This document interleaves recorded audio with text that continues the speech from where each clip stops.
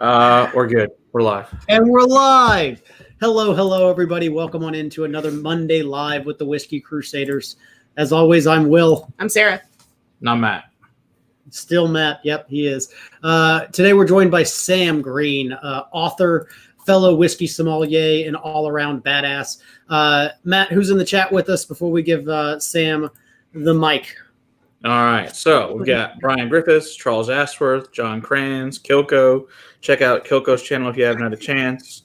Donald Ranch, the Irish Yoda, Linux Cat, Charles Ashworth, Don Nishida from Hawaii. How's it going? William Devilar, Ice House, Anthony Marciano. How's it going? Let's see here. Mark JG. He's our buddy. We just had celebrated Jason's the Mash and Drums 2-year anniversary last week. Yeah. Jason on that. And birthday. It was a lot of fun. Let's see. Ron's Wood Turning Sheriff Shop. Christopher David. Bourbon Bite. Say Clifton. How's it going? There's Ashley Campbell and Trev Wilson and more people. Spencer Math. Chris Beaton.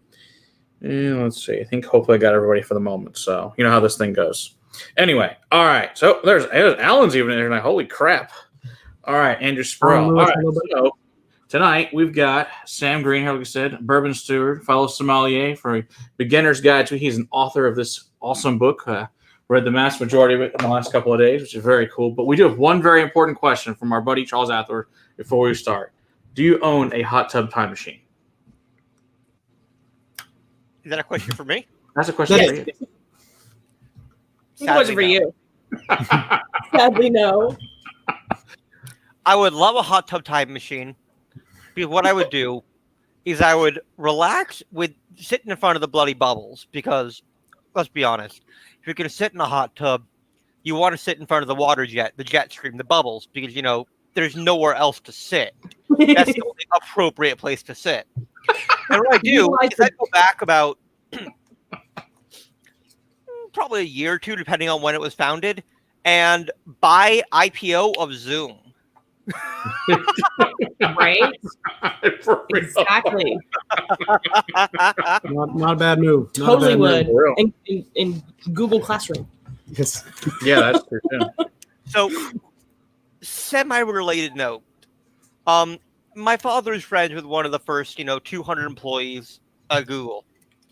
And he had the option to buy stock in Google for a very my phone and my Google Assistant dot thingy. So wonderful. He had the option to buy stock. Yeah, I don't know if you can hear that, but that was my little Google Home mini thingy.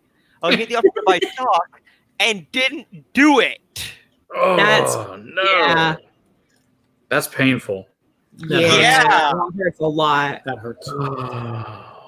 That's Same thing with very Pepsi. painful. Hey, don't be greedy now, man.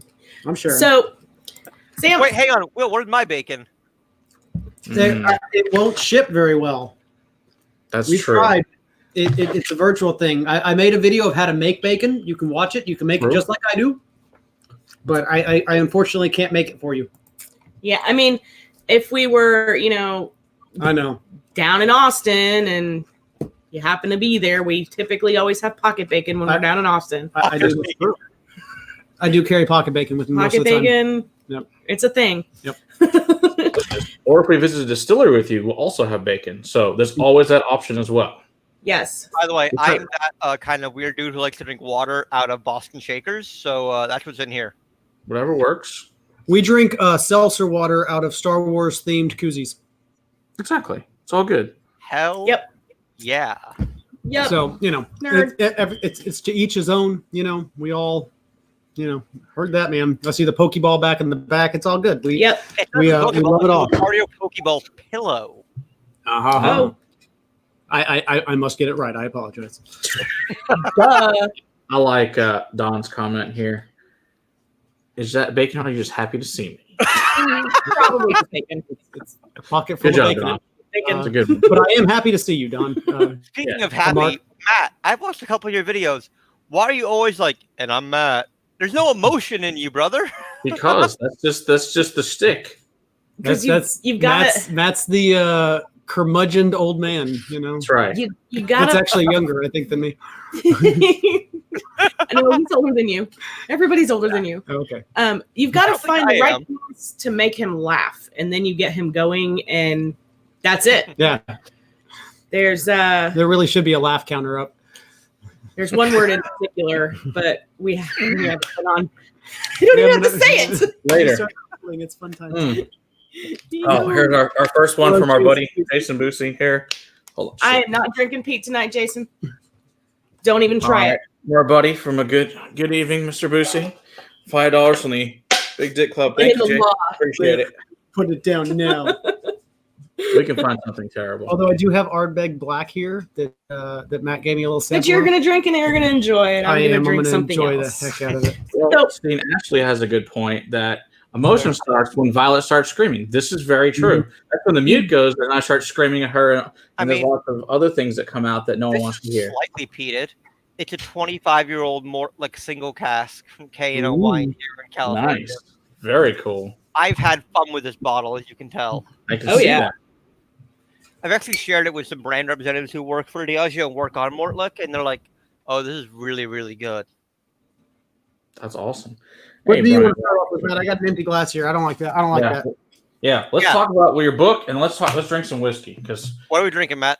well, you want to start with the first one we haven't had before tonight? You want to start with the Yellowstone? I think it's a good idea. We'll start with that since it'll be a fresh palate. So I think you probably know more about this than I do, but yeah, it was cracked today. As you guys saw the pictures on Discord, it was not cracked prior to filling for Will and Sarah. So this is the limited edition 2019 101 proof 9-year Kentucky Straight Bourbon. Mine is being cracked for the first time, and I I make went- sure to get a little Glencairn for this one. I'm going to drink the rest of this out of a nice little rocks glass, but That works. for a first pour, I wanted to do a Glencairn. Perfect. So I'm really excited for this one. It's been a couple of years since I've had anything from Yellowstone, anything from the Limestone Branch Distillery. It's been a while. So I'm real excited for this one. All right, we got another super chat from Ashley. So this is for Sarah for her to drink our favorite other than bourbon. All right, thanks, Ashley. Is it Jägermeister? Oh god. No, she's got. anything that bad. Amazingly enough. I do like Oh. Scotch. It just has to be unpeated. So I tried to get Matt to give you guys some of Fernet for Will to drink on the show tonight, I but forgot, he unfortunately. didn't I quite failed. understand what I was going for. yeah. Hey, Truth Seeker. Yeah, I'm We good. can get him next week. It's cool. Although Aberfeldy's going to be here, or is going to be here next week, so I don't know if they're so thrilled with that plan. Speaking, I need to talk to Irene. Ooh, I like this. I need to find it. Here we go. Here we go. Yeah, I have this. I have the 18 and I had the original 15 as well, but they're not open either. So I had them at a bar and they were delicious there. I had a Yellowstone limited edition, I think, a couple of years ago, and the gentleman whom I used to work with used to get them, like real easy when we do events.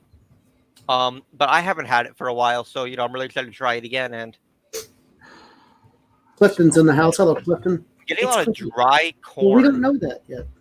He's always going to be Cliffy to me. He will be at some point. I He will will. call him Clifton until he proves me otherwise. He will be at some point.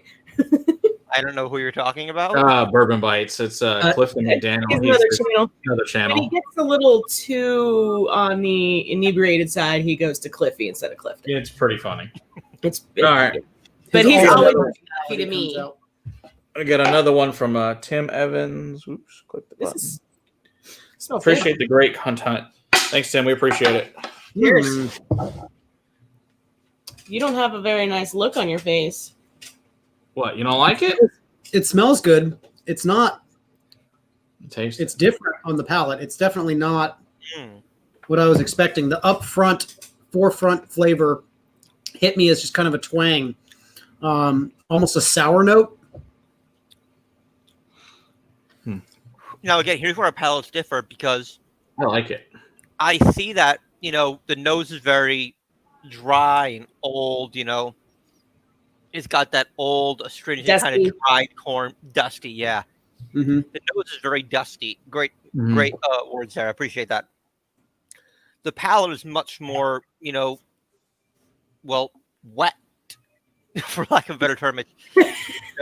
I don't know the opposite of dusty. Not dusty. Well, very, very ripe and juicy. I'll say it. It's moist. Yeah, thank you. It is moist. It is kind of moist. And, I'm a little sad at the disconnect there between the nose and the palate. But, again, I like bitter. I like weird, which is why I love Fernet Branca. I love Jägermeister. I even like Malort. God, it's just terrible. See, we like the funky stuff, but Yeah, I we're can't do the heavy funk rums. Let's see, we like all the weird shit. Like, give us the weird shit. yeah, That's give what us we the want. funky stuff. Where's your We don't funky like barrel? Let's try your bitter. funky barrel. Take us there first, and then we'll try your other stuff. That's What pretty I much like- what we do when we What's go to a the stuff you're distillery. not proud of? Right, I want to try it. I want to try the stuff you're not proud of. Yeah, exactly. I like, the sweetness that this gives. I wish it did have a little more of that dusty astringency to it, but I like this, a little sourness that you do get, the tart kind of cherry almost. I like it. It's different, certainly, than the other ones I've had. That is for sure. But they're going for a different thing every year anyway, so it's not. It should be different. It shouldn't be the same. Yeah. No, I like it. I think it's pretty good. I think Oh it's, man, I'm glad I had this bottle. Are you kidding me? I was a little hesitant. It's like, all right, $90. Yeah, it was worth it for It me. was totally worth it. But the best part is the bar I tried it Can you at. try They're it like, again? oh, it's Yeah. not- they have their system that was a limited edition. They're like, like Jim Beam, $6.95 sound good. That'd be great. I get what you're saying. Like the first sip, it was like very like corn, the dusty corn forward. But now it's opened up a little bit. That's not. Dusty corn. It's not that anymore. No, and for me, it was almost an overripe sour fruit. Yeah. Where it had just kind of gotten to that overripe stage, maybe just like an overly juicy watermelon where it's about to go bad, where you have just that kind of almost off note, and it was just that first leading sip. And going back to it, I don't get it, but It's kind of got an effervescence on the finish. I'm starting to salivate. Ooh. By the way, have y'all met the Pritchards yet? Yes, we Yes. met one of them. One of them. yes. So when We I was met doing him. my level 2, I really kept calling Philip Dusty Corn. Mm. We're gonna have to remember that when we see him next. Indeed. Yeah, because unfortunately she'd broken her ankle or her foot right Mhm. before I talked to her a ton of email prior to going to Psalm 1, and then like right before that she was broken and she couldn't get to go, unfortunately. But he So it was just there. fun. Yes, he was fun. Yeah, he was Oh, fun. and here's the Whiskey Central, which is Shayla. How's it going? I'm glad you survived last night. And hey Jake. Because it was an Welcome interesting to the show party. last night. Well, Sam, I've read most of your book. I have not completely finished it. I will not lie to you, but I have enjoyed what I have read so far. Thank you. Agreed. It is very, very well written, very easy to understand. you. And I enjoy the. So I'm over here trying not to talk with food in my mouth, but Where are your manners, Will? I enjoy the sections rather than the chapters, right? Where everything is broken down into nice, concise things, easy to understand, really easily digestible. You can pick it up, a couple of times a day, randomly and just digest something, So I enjoy that. That's my favorite style of reading. So Yeah, it's much easier to read than most, boring whiskey books. It's really concise to the point, and you actually might learn something and not be, Thank you. bored to tears. So I really appreciate it. Negative. When I flew through this book, I got through the vast majority of it within a couple of hours. So, which Thank is you. awesome. So, and reading the whiskey song too, it's a lot of it's stuff, obviously we know, but it was still interesting to read that and to see what especially like in your square graphs, the compare different ones. I thought it was like, which of these do I have? Which do I not have? Like, crap, I need more things. I don't have those in my life. So I was just looking, a shopping list is what I was looking I did my best to make those kind of nationally available bottles. for. But of course, some of that is not going to be available everywhere. Right. Such is the nature of the beast, yeah. unfortunately. I had a couple of questions for you. Absolutely. Please fire away. We already talked a little bit off air about some of the possible editorial changes that were made that were outside of your control. You caught the 95.5 bourbon one that was just kind of weird. So And actually, I didn't catch that. What I did is I sent it to a friend of mine just to have him take a look over it, who is the the business development manager for the WSET in America. Yeah. And he caught it, and I'm like, Rob, what the hell are you talking about? I know whiskey better than that I wouldn't call 95 Ave common bourbon mash bill. And I'm going through my final manuscript in Word, and it's not there. And then I look at, the PDF that they sent me, the endorsement copy, and it's in there. And I'm like, whoa! And this was after I'd already sold like 200-300 copies when I caught it. Yeah. I'm a little embarrassed about that, but, it's being changed. Edition 2 will have, hopefully, everything fixed. There are a few changes. There are a few problems in there that I wanted to correct that I didn't catch. Yeah. A few things changed from what I wrote and released it to, now. One of the ones that I wanted to talk to you about as far as that goes is the evaporation section. The quote in there was evaporation is part of the maturation process as well. As much as 2% of the spirit is lost in every barrel. I'm wondering why you chose a number as low as 2%. Is it because you wanted to include like every single barrel? I mean, in Texas, we get 45% evaporation. No, that's a great question, Will. And that's something, that does seem really, really low. And, it could have been just, an offhand thing from my research when I was writing it. Or it could be, another like small change that editors made that I just didn't catch. I can't honestly tell you. But you're right. 2% is like, that is super. That's like, okay for like Scotch, but not for bourbon. Scotch, that's about right. What I was thinking is maybe that's 2% or per year, right? And the per year maybe got lopped off or got, maybe somebody edited it out or something like that. But it just, to me, the quote just seemed off. It just didn't seem. Is that under a certain category or is that just in general? That was under barrel, I want to say. Yeah, it's under the aging section, yeah. Under aging? Yeah, that's where it was. I keep a copy right here. What page is it on? It was Let's see. I got my PDF 40. right here. It's on 40. Here's what we do. That's all with the books issue. Yeah, toward it's like the second to last. No, I see it. Oh, there's a big deal. Just something interesting picked up. No, I was just questioning. No, someone once asked me. I was on a Zoom call with some other whiskey nerd. Someone once asked me, like, "Well, you're so young. What makes you qualified to talk about this and write a book?" And everyone's like, "No, don't ask that. Give him a break." I'm like, "No, shut up. Let her ask the question.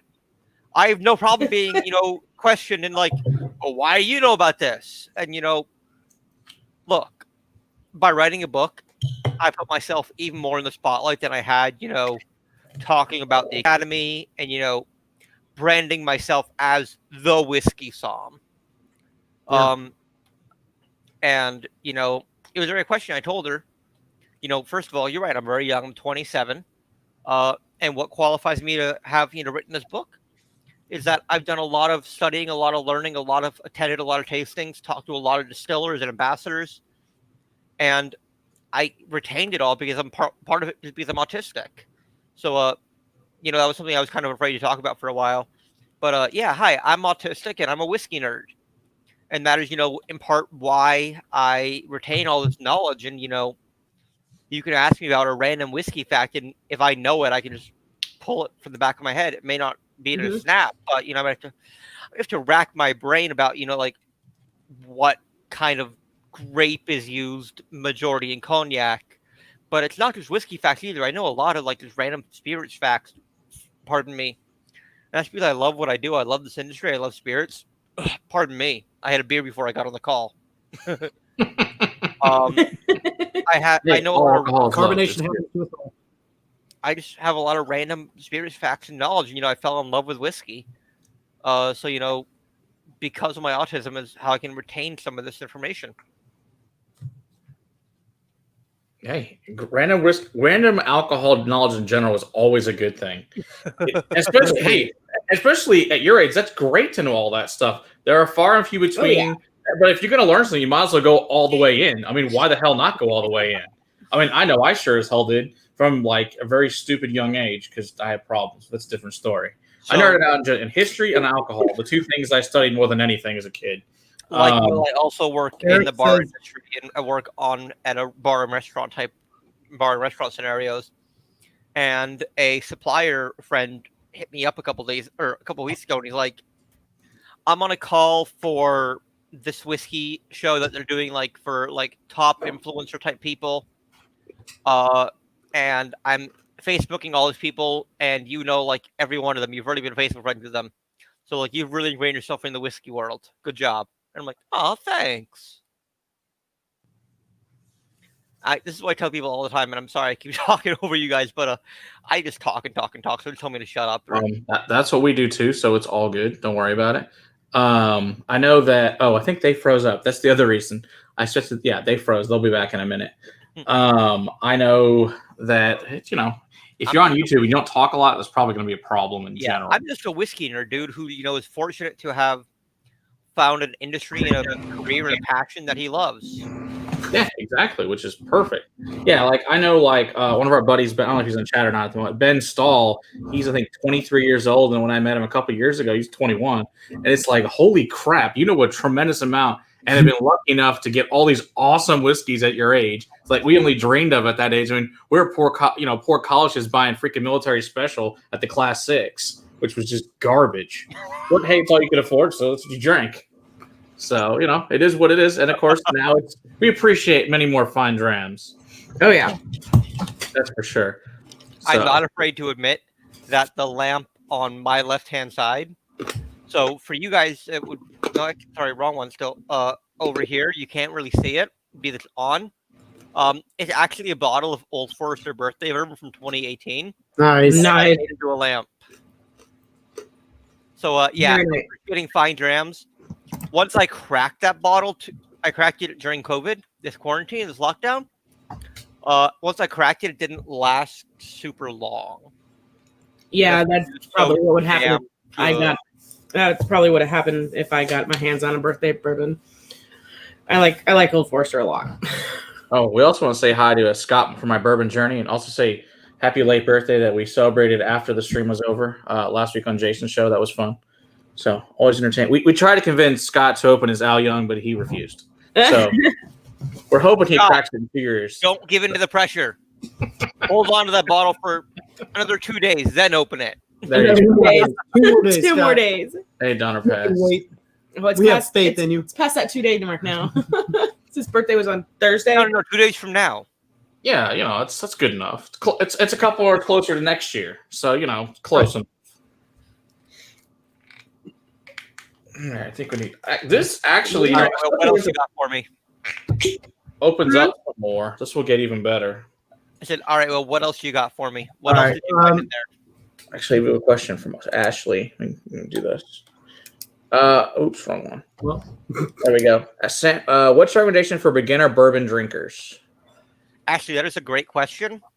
And it really depends on what you like, what you think you like. Especially think about it in terms of food. If you're a big dessert person, you want something that's finished in like a sherry cask. So PX or Oloroso, maybe, like a Amontillado. And if you really want to try something weird, you want that sweet, salty balance, go for something like a Sauterne cask. But in bourbon, that's really rare to find a Sauterne cask finished bourbon. I've been talking about Wild Turkey a lot. The past couple of years, I've been recommending it to a lot of people. Turkey is kind of funky and weird, but, I love it. I think it's a great approach for an everyday bourbon drinker. But if you try turkey, you don't like turkey. Wilderness Trail is good. They're a little weirder. They're, a little more expensive, they're more craft. Old Forester, like Sarah was saying, I'm sure you can find an Old Forester you're going to like. My personal favorite is the 1920. I like things a little higher proof. But Old Forester, Wild Turkey, or Wilderness Trail are going to be my top three, I'd say. Two big guys and one, medium small guy. a fun way to do it. And I mean, even the Old Forester, if you don't want to go with the big guy, you could go with the 80 or the 100. And still, I'd recommend the 100. But I'm a big guy, big producer, like giant producer, not, like craft producer. Right. Oh, Sharper 4221 is also 23. So awesome. Glad to have you in here. Oh, it's good. Yeah, I mean, I think especially for beginning bourbons, I mean, even like Sarah got, get into Basil Hayden at first, which is a good one. People that, especially people that don't have any Basil experience in Hayden is solid. alcohol. There is nothing wrong with Basil Hayden Hayden. is a good place to start, so you don't die. Yeah, if you're not used to that Also, alcohol Jim bite. Beam Black. Huh? Jim Beam Black. Jim Beam Black. That did surprisingly win our best Jim Beam a couple weeks ago. Seriously. I was actually there for that, and I think I was in the comments telling you guys, look, Beam Black, it's a bad rep because it's Beam, and it's not, like the decanter beams. Right. But like Beam Black is actually really. Can I swear, by the way? Or do I have to say Yeah, we don't give a shit. Absolutely. Oh, Really thank fucking funny. God. I've been so good, and it's driving me fucking bonkers not to be able to fucking swear. You're good. You're good. You're Sam. good. Yeah, no. Yeah, we're all about that. Okay, thank fuck. And what I was saying earlier, to get Matt to show the emotions, all you have to do is just say cock a couple times. And he laughs just like that every time. Every time. So Cock. maybe If you want to go, just watch the fighting cock video. You'll be very entertained. maybe I need to just start saying that before we What hit about record. Matt? What about some chicken cock? We actually reviewed them. We know them actually. We've had their one of our distillery friends. We have bottles from them, and we actually like them a lot. And we like Greg Snyder, the master distiller. He's a freaking badass in the industry. Greg's a nice dude. I would have like that guy at any time. We got something from Brent, our buddy, One Lost Cause. Love you guys. Thanks, Brent. Appreciate it. Thank you. Hey, Matt. Speaking of Brent, hold on one second. So Really? Brent he got us the black. He found one for us. Thank you very much, Brent. So that's in your samples tonight. There, Will. Yeah. Matt, I'll make sure to send you my address after this so you can send me some of that. You haven't tried it yet? No, actually, I haven't. Oh, it's delicious. Yeah, we'll get you a sample out. No problem. Yes, Emily. Right. Yes, it is. Fuck is a comma. Yeah, that's right. Oh, and by the way, Eric Wade is here. I did mention him, but yeah, also make sure if you haven't checked out Eric Wade's, check out Eric's stuff. He's always entertaining, especially when he's bitching about terrible spirits and things like that. It's entertaining as all hell. I like it. And then, of course, if you're also a giant whiskey nerd, you will love his show for all the other whiskey nerd stuff he does, but also a great channel. Yep. Indeed. Matt, my glass is empty. What are we moving on to next, sir? I got another question for Sam after that. All right. Let's go on to let's do the Breckenridge 105. Sound good? All right. I said these people know me. Hang on one sec. I need to finish a little bit of Yellowstone. Oh, that's fine. No rush. You don't No have rush. to move on. You don't have to move on. Their glass is empty, though. We don't like that to happen. Nah, I'm gonna join you guys.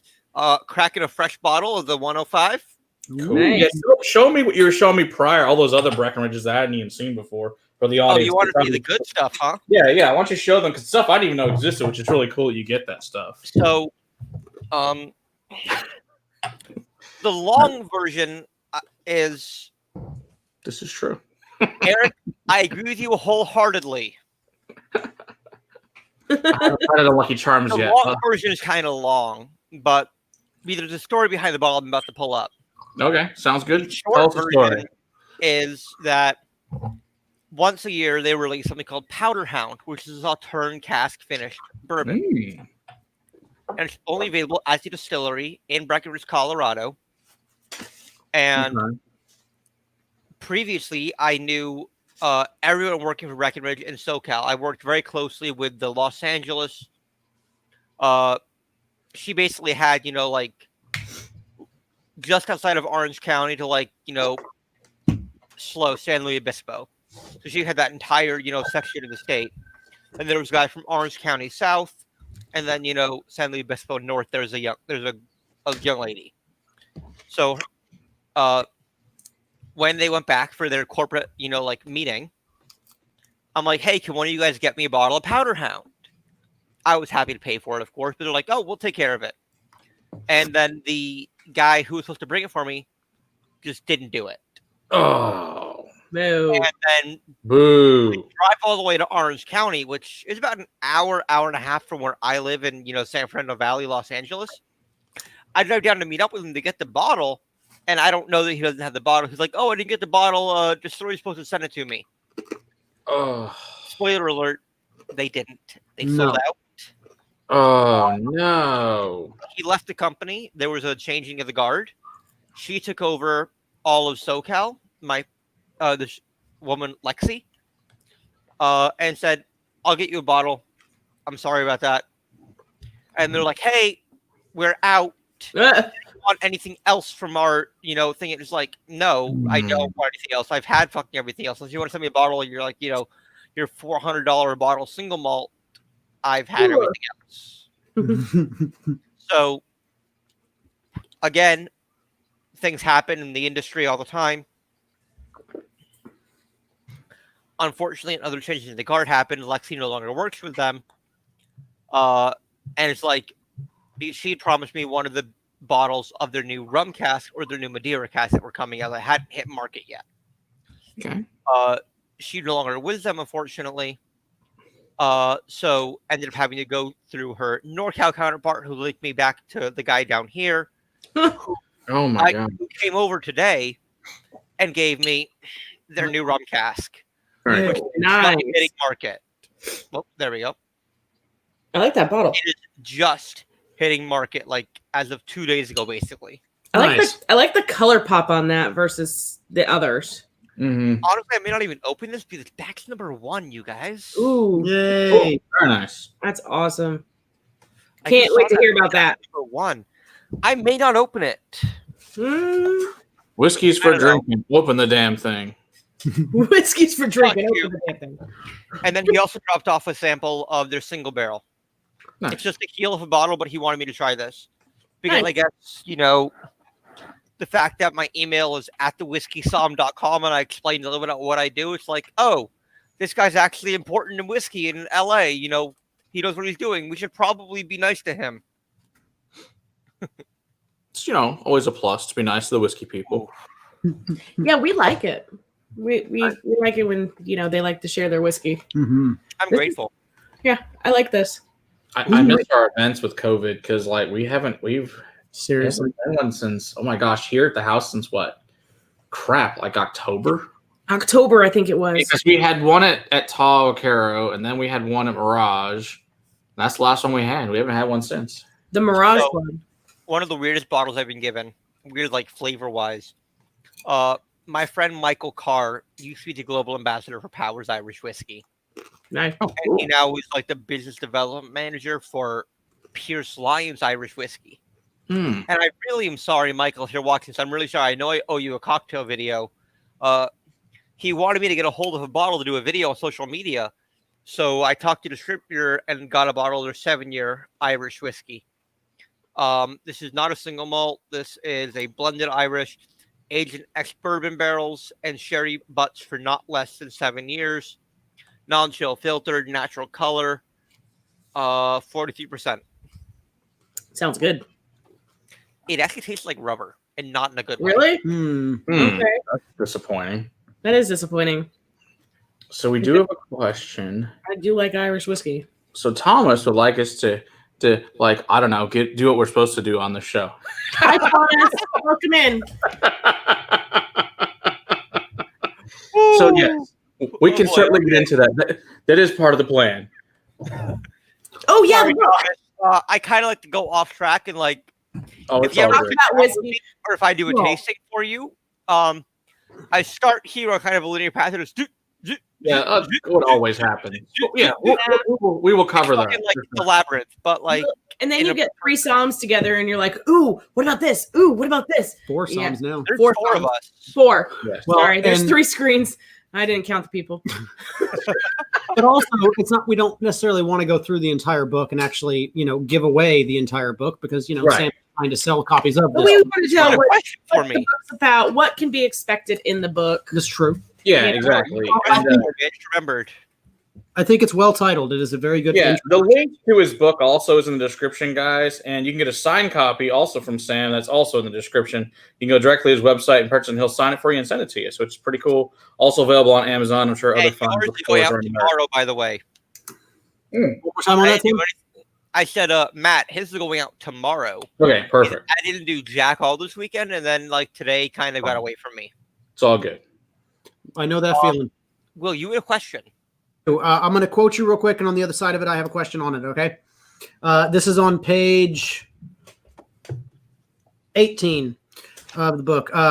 All that being said, the effects of terroir have not been 100% exposed by the world of whiskey and may not be for a long time to come.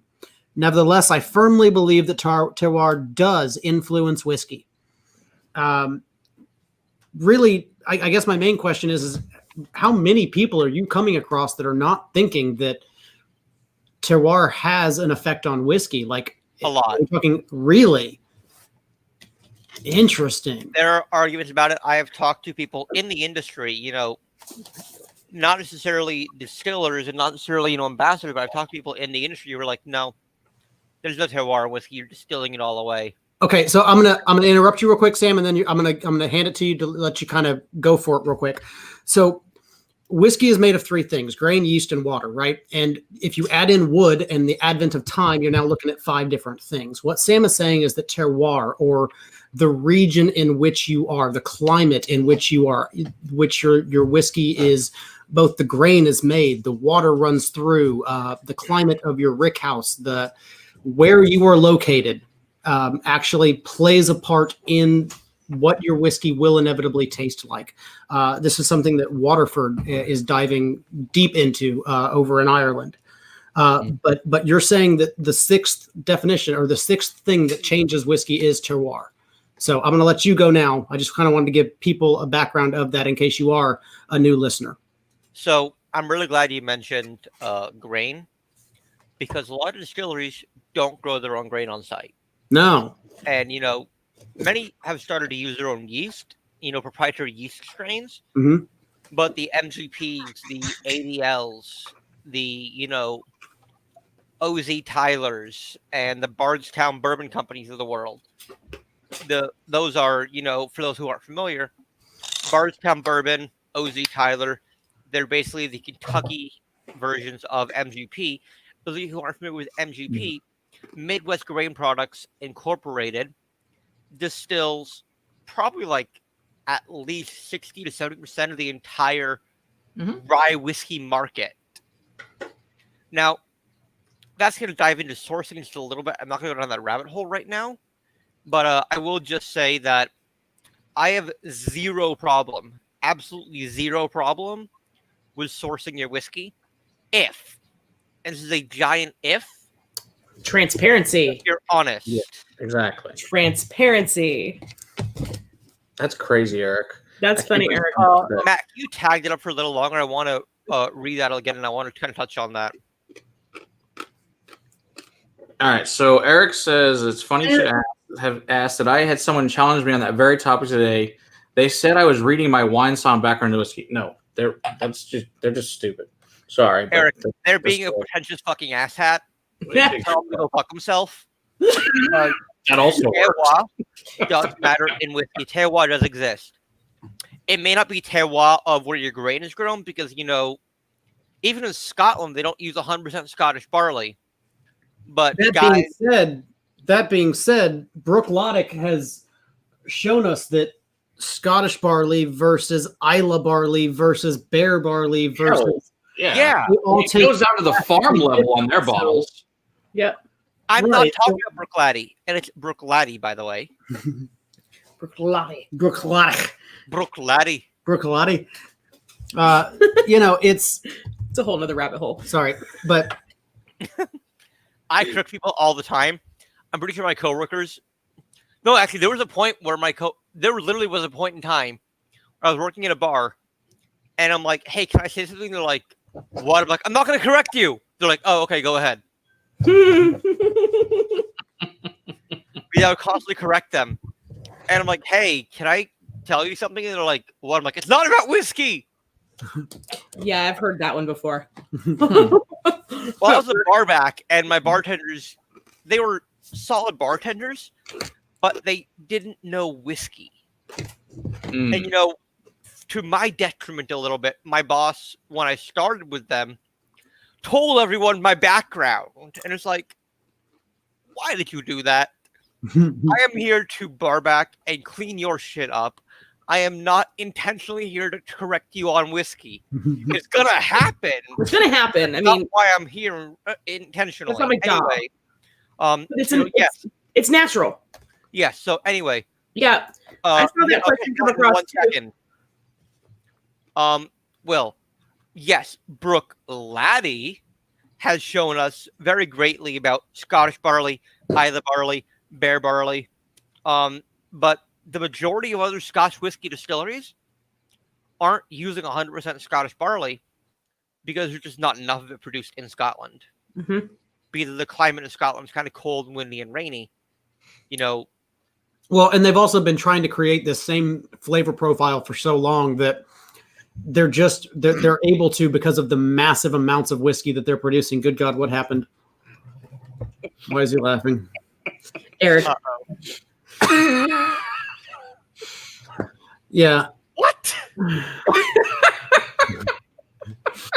It's Eric. Just roll with it. You just gotta go with roll with it. He's a fellow Somm now. Welcome. That's true.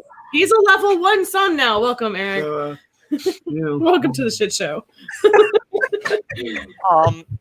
To quote Weird Al, the parents pay the mohel and he gets to keep the tip. Okay. Go back. Anyway. Oh, the altitude question. Sorry, hang on. Yeah, there you go. Nick, does altitude affect the whiskey flavor?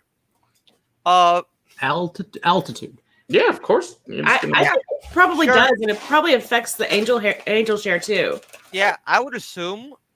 I would expect these guys to be able to tell us the answer to that question pretty easily. Yeah, I mean, we need to get on some higher altitude, get some, What we need to have is Colorado.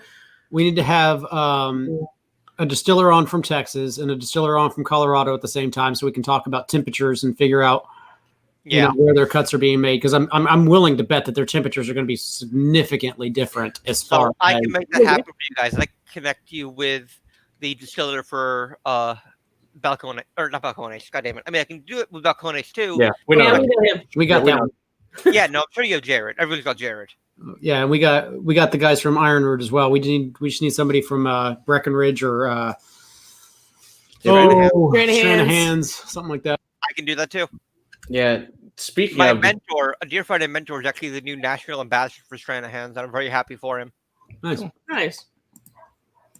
Yeah, that would be a great conversation to have back and forth and play off of two different that would be so much fun. and two completely different. I would love to watch that conversation. And elevations and whatnot, because I'm sure Denver, they're already a mile high, and a mile high or a mile high? Little of both. I'm sure.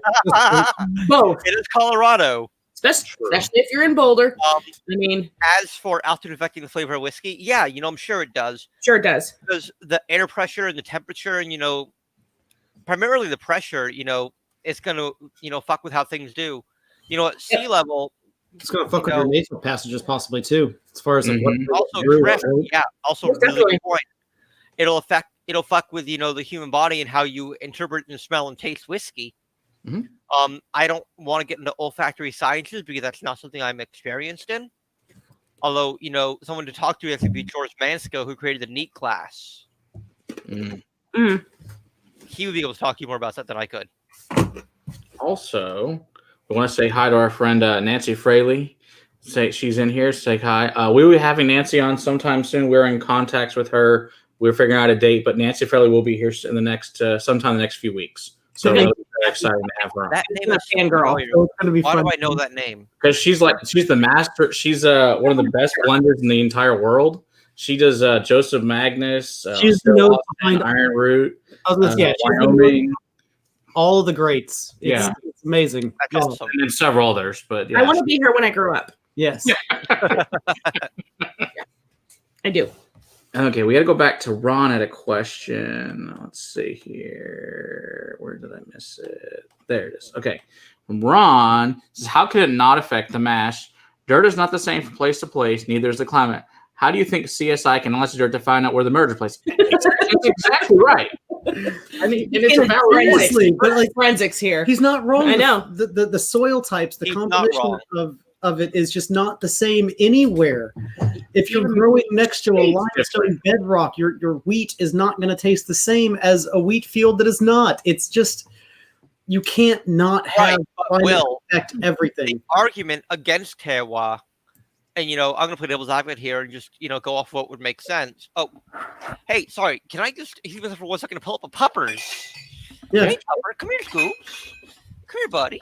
Puppers wants to say hi real quick. I'm surprised. Yeah, I am too. He's sleeping, I guess. He got his bacon early and where's Weasley? big old Puppers. Bacon early and went to sleep. Hi, big old Puppers. Mooch. Hello, puppy. Hey guys, this is Scooby. He is the hashtag Whiskey Wheaton. Oh, you know what? Charles has got a point.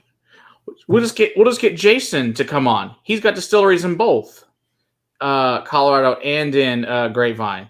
Yeah, we'll just get who owns Axe and Oak. Okay. I'm not familiar with them.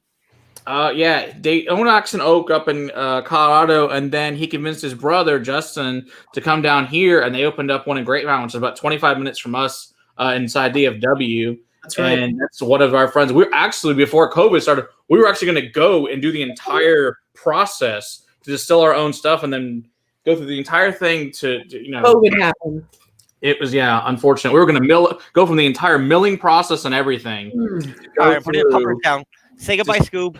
Bye, Scooby. Bye, Scoob.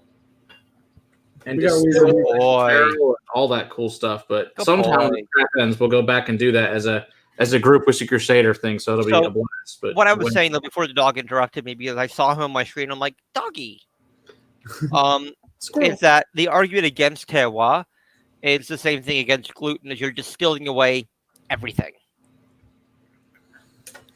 Okay, so even if you want to talk about the fact that you're distilling away most of it, right? If you want to say you're distilling away all of it, can we not talk about the terroir of your individual warehouse and where you're aging things versus where Jim Beam is aging things versus where Knob? I get into that in the book, Yeah, you did, and Straight I too. appreciate that you actually took a stand on that, and you're actually, it feels like you worded it as if nobody that I'm taking a stand on this, and I didn't understand why you would say that, and now apparently I'm being told by Eric Waite out there, and you as well, that it really isn't a known fact that all of this really does play a factor in things. I mean, really, you're looking at three ingredients: grain, yeast, and water. That's what whiskey is. So everything else, the fact that your whiskey tastes different, should tell you something. Like, you can know how to make Jack Daniels,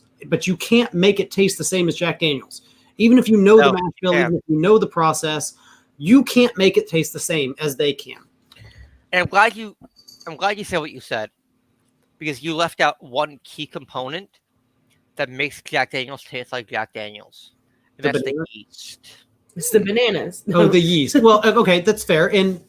But I'm saying, like, even if I got a hold of your proprietary yeast strain, I still couldn't make your whiskey. Sure, it's where you take your hearts cuts, it's where you take your heads cuts, it's where you take your tails Right. cuts. Right.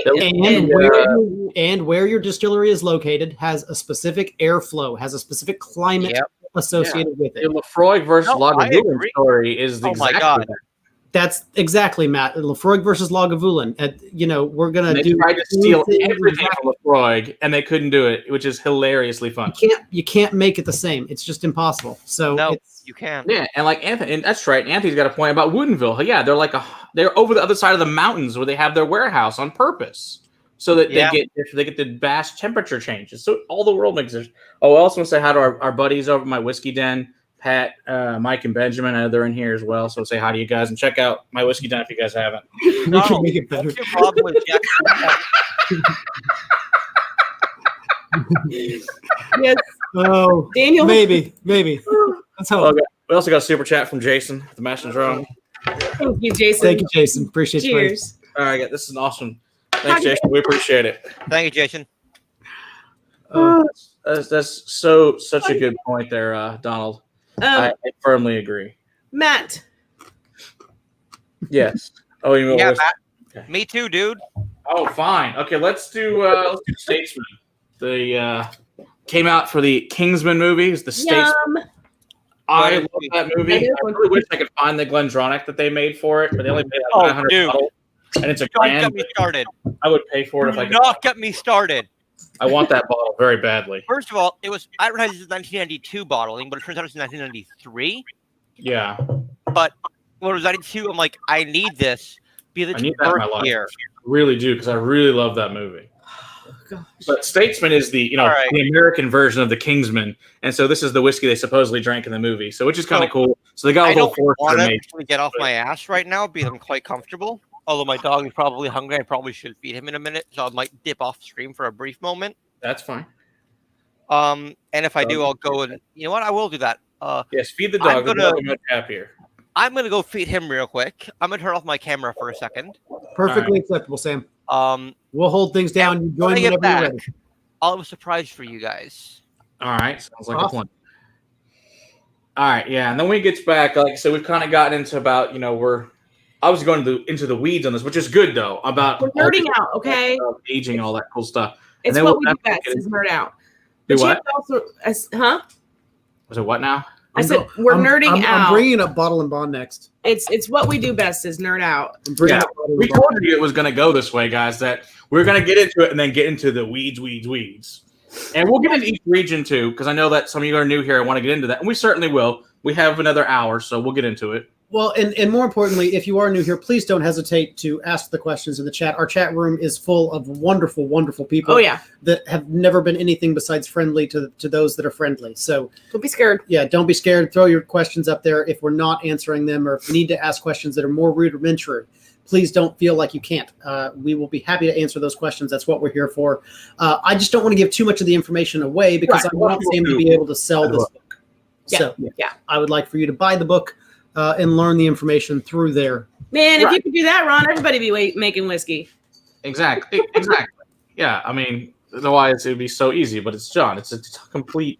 It's a tremendous amount of work to make whiskey. Yes. Yes. Thank God there are really smart people that do it and do a really fantastic job. And so far tonight, these are all been really good. See, I know that other people don't like. I really like Statesman personally. I've heard other states their batches were not as good. Texas got really good Statesman. Our other states were not that lucky, unfortunately. But I love this whiskey. I think it's great. This is the second bottle I bought. I've never experienced batch issues with Old Forester. Me either. So I don't know. either. Maybe because we just like Texas whiskey, so this is a little bit different than the regular Old Forester profile, and I just really like this whiskey. And 95 proof is still good proof, so it's all good. I'm gonna be 100% honest with you. I got into Old Forester before I got into Texas whiskey. Yeah. So It's not a bad thing. yeah, it's got a place in my heart for sure. All of them that I've had. You just kind of have to get to know Eric Waite to really know what to expect and how to roll with it. But Yeah, he he is doesn't really have knowledgeable. I mean, that's your first clue. That's all you need to know. It's just important factor in considering everything else. Knowledgeable douchebag. I know. How does he tolerate himself? Yes, he is a knowledgeable douchebag. So Super smart. super smart. Yeah. A little douchey, but Called me to win $1 million, but it was a lie. So I disappointed. it's all good. Do you see Trey's comment? Did you get that? Statesman? Are you talking about the Statesman tray? Is that what you're talking about? If that's your talk, I did get one there. Like, oh my gosh, probably like 2-3 years ago, whenever that movie came out. And then I also got one at the at Class 6 at Carswell. So 2 bottles came from. It's been a while since I've been in an actual liquor store, but it used to be one that you could regularly find on the shelves. It was on the shelf at Total Mirage. Wine. It was on the shelf at Mirage. Yeah, Mirage pretty much. They probably still have it. I mean, if you need a bottle, I'm sure William probably has one in the back. Just Probably. we can There was probably. one on the shelf, I think, the other day. You think? Okay, you in there? Pretty sure. Still there then? Perfect. I mean, I'd give him a call. Yeah. Before you yeah. make the trip. It's good stuff. Mm. It's one of the richer Old Foresters. But Most most of of it rich, nice and oily. Lots Nice. of- Yeah. besides the 86 and the 100, all of the expressions, all of the 1910, the 1920, the Statesman, all of these have come out. I feel like they've been very, very rich and very, very viscous on the palate. Agree. I gotta disagree with you. The 1910 is good. Sure. Last time I had Statesman, I wasn't impressed, but it's been a couple years. Yes. I'm glad I had a bottle. Because collectors a little bit, but whiskey, drinking, all that stuff. Okay, sure. Actually, my book is selling on my website for $15 plus shipping. So it's $18. And that's your best place to get it because then you'll get a signed author copy. And I'll make it out to whoever the hell you want. I'll make it out to you. I'll make it out to Satan. President Satan, Spielberg. Just kidding. I love you, Eric. So finally got the fucking plastic off. So, that's a great sound when you first crack a bottle. It is the best sound. It's very exciting. It's the things that excite you in the whiskey. Although I hate the ones that you're like, oh yeah, it's gonna be great when it's terrible. First one is horrible, and you try and put the cork back in and do it again, and it still sucks. Yeah. All right. So another question from Eric is to repeat your previous point. Perhaps the real question might be: can you learn a region's sense of place, terroir, such that you can identify it the way you can with wine? I think you can absolutely. I mean, especially if you go to regions of Scotch. I've done it. Generally find them if you take a predominant. There's ones that can mess you up totally that can taste similar, but if you take they can do the same thing in wine. One guess. Right. You can do the same thing in wine too, though. I mean, like you can have a random producer that makes a Pinot that tastes nothing like California exactly. Pinot. There are always outliers. I was in Vegas for my birthday this past year doing the WSET Spirits Level 3, and in my examination class with Mr. Raj Savarwal from Glass Rev Imports. And, on my birthday, we were in Vegas for my birthday. We finished our exam earlier in the day. I met up with them at an unfortunately now closed bar in the Palms Casino. And he and his colleague who was with him said, if you could identify what's in this glass, we'll buy you whatever you want the rest of the night. And mind you, the glass was completely empty. Like, what was in here? It was right here, so I take it with my nose and I'm starting sniffing it. I'm like, sherry cask?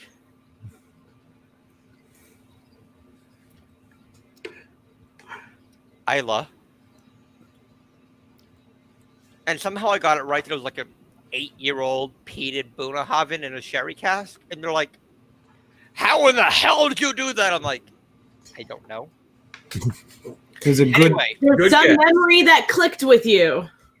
Yeah. I promised you guys when I got back from feeding the dog, who's very grateful, by the way, for you letting me chip off for about 5 minutes.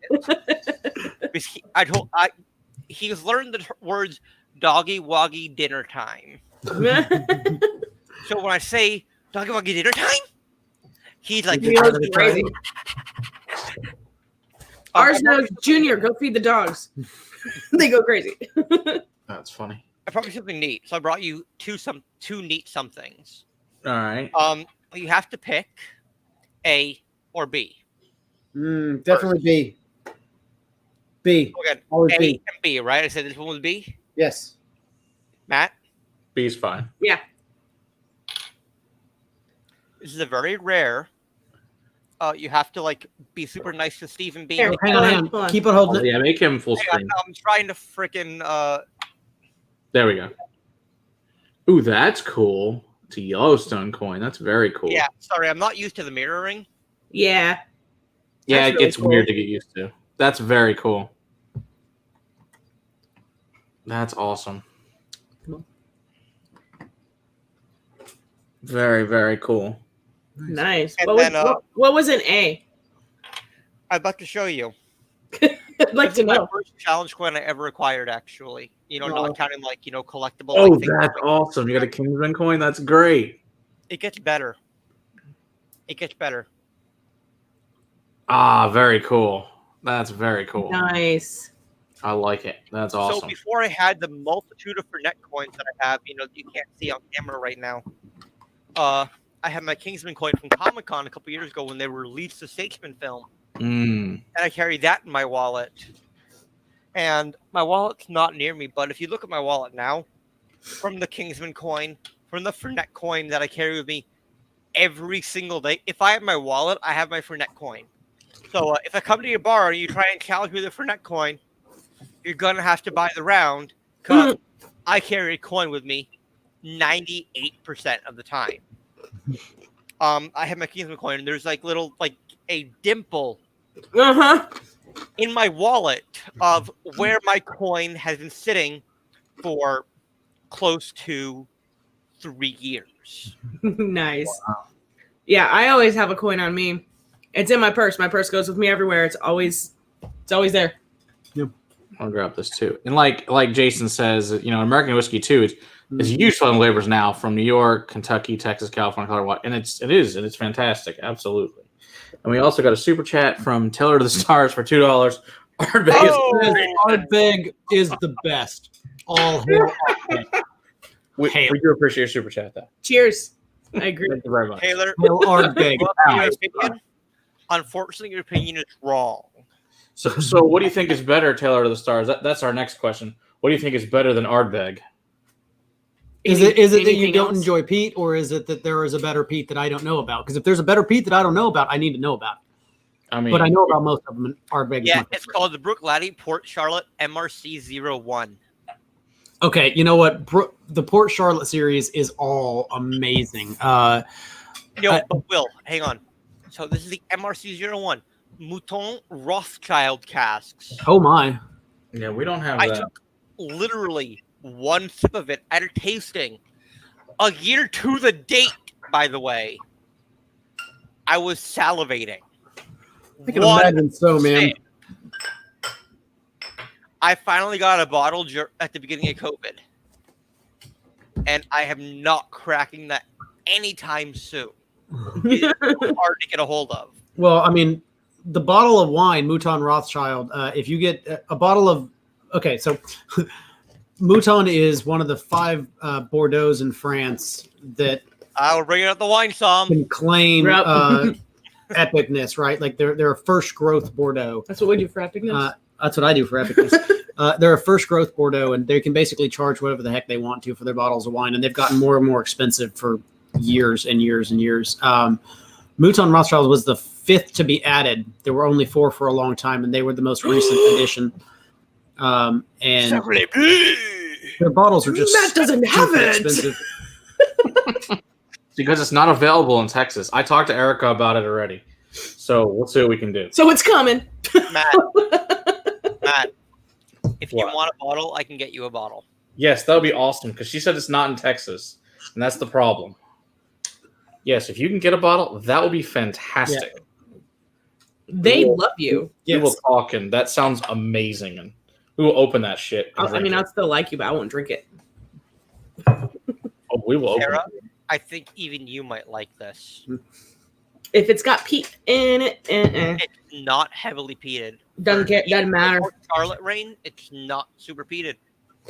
Yeah, but this is Brooklotic, and Brooklotic has been Brook Laddie.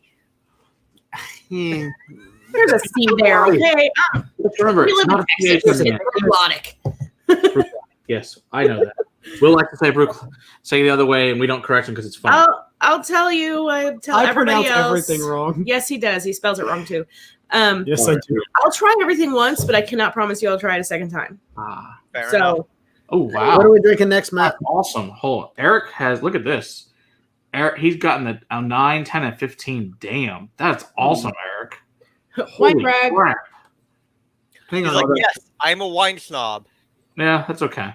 And also, he's a space side. That's God, I want to try the 09. And it all along. But before we start, talking Isla, also started my career in a huntsman shop, home of the Kings. That's awesome, dude. Holy crap, that's really cool. That is freaking cool. Raider Nation, great fucking choice.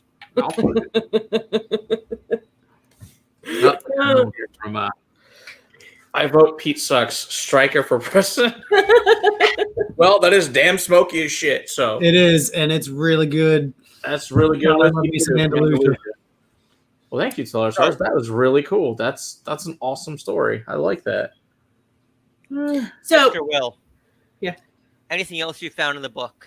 Yeah, let's get back to what's going on with the book here. You know what the main purpose. We'll get into the regions because I know that he was asking about regions and stuff. Let's talk about the major regions of whiskey in general. I think that's probably something good for people to go that don't know. I don't like discussing regions.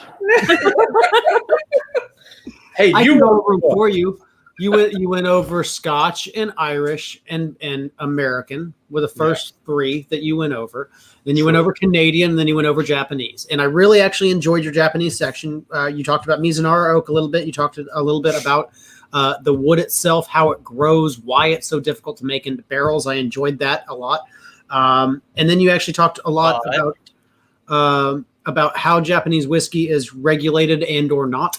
We like to talk about wood. And I do like get into a little bit more of that, and I still don't take a stance on it in the book, but if you listen to me talk about Japanese whiskey at all, you will know my stance is rice-based distillate is not whiskey.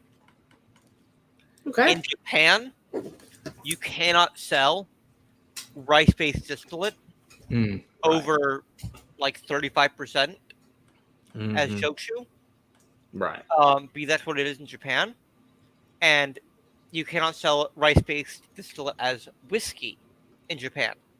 So in Japan, Fukano, Oishi, all these brands that are doing rice-based distillate, sure, they're tasty. And, in America, they classify it as whiskey. But they don't classify whiskeys in their country of origin. True. Right. Also, apparently, you're going to get Will a really awesome bottle, is what Eric says. So we all hold Eric to that now that he's put it down in writing. I will be happy to drink any and all of those wines with you, my friend. I look forward to that day. I really do. That's something I had an 88 Mouton 2 years ago, and it was a life-changing glass of wine. No, he's saying he's gonna put it in his will so you can drink it. Oh, that's fair. Because he said he's going to be dead before the 2015 is ready to drink. Well, that's fair. It's going to be a while. Like I said, I had an 88 2 years ago, and that was it might have been coming down off the other end, but it was close to its peak. It was freaking beautiful. Sounds awesome. Yeah. Thanks, Dustin. Appreciate it. So we have some stuff that got muled up to Kentucky. Regions. Getting muled back. That'll be amazing. Yay, mules. Yay. Thank you, mules. We love you. That would be Tim Mule. Yes. That's Tim sweet. Mule is good, mule. Good people. I am super grateful for my next mule because they are bringing me a Wild Turkey Bottle and Bond 17-year. Nice. Second one, but they killed the first one. That's bound to happen. That was a good bottle. Yeah, really that's going to be the next lamp in my room, actually. I shit you not. Oh, yeah. And they're also going to bring me a Maker's Mark Private Select from my buddy's bar restaurant up in San Jose, Palo Alto. Very nice. Palo Alto? Yeah, Palo Alto area. Very nice. So, you were talking about regions. We need more whiskey. So the only other thing that I have written down. We're talking about regions. Oh, we're going to talk about regions. Sorry. We're talking about regions. We're going to pour more whiskey first. What are you pouring? The George Dickel Select. Dickel. Everybody write comments everybody write Dickel in the comments so that Donald Rance has to approve everything. Dickel. I love you, Donald. All right, and this is 86 proof, by the way. Oh, we got another one from Taylor Stars. Another one here, another 2 pounds. That Woodford Reserve is greater than Buffalo Trace. This is also depends on what Woodford you're talking about. Do you hate me? Definitely not that Woodford. Well, I love Woodford as much as the next guy. Malt. It's going to be the double oak or actually the new wheated. I love the double oak. Double is freaking insane. The wheat. Dude, double disappointed me. You didn't like it? I loved it. Absolutely loved the double. That's what fellow whiskey somm Mitch Weddle has 2 bottles. Weddle! Gotta go full Weddle.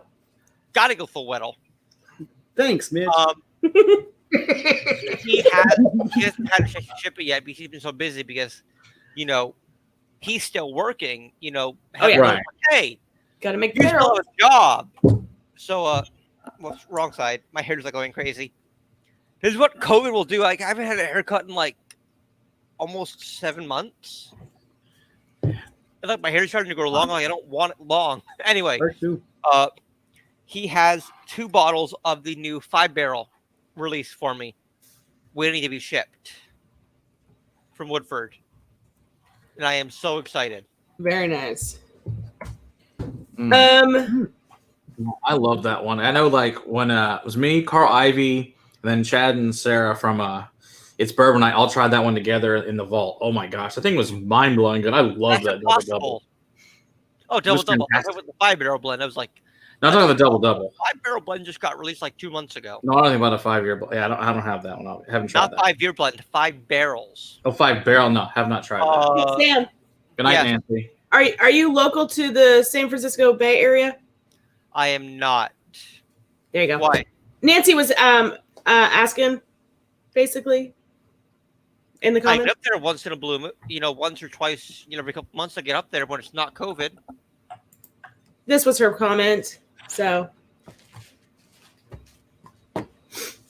See, Eric also has an haircut in 20 years. Good point. Nancy Fraley, no, I am not local to the Bay Area, but I do get up there every couple of months because I have friends in multiple parts of the Bay, including, SF proper, Oakland, East Bay, Palo Alto, et cetera, et cetera. If I'm up there, usually I'm going to go to the Sea by Alexander Steakhouse, see my friend Lucas and Nicholas, Hard Water.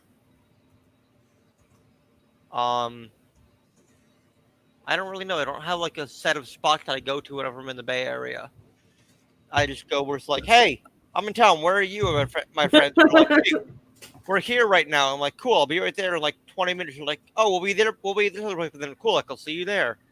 Or like my friend Eric, who works for Jack Daniels. He's like, hey, I'm at, this place. I'm like, cool. I'll see you there. Or my friend Eric, who works for Fernet Branca, was like, hey, I'm coming up to meet you in the Bay. Where are you? I'm like, oh, this place is like, cool. I'll be right there. I'm like, cool. I'll wait for you here. And then we hung out and drank some Fernet, then went to Wingtip. So, to sum it up, sometimes.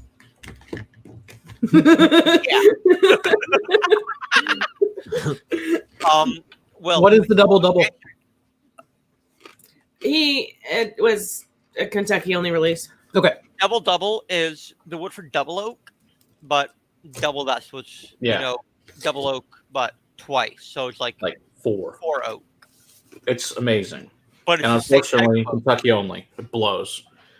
I wish I could have some, but so they put it in the new oak 4 times. New charred oak barrel. Yeah. So freaking so good. Vanilla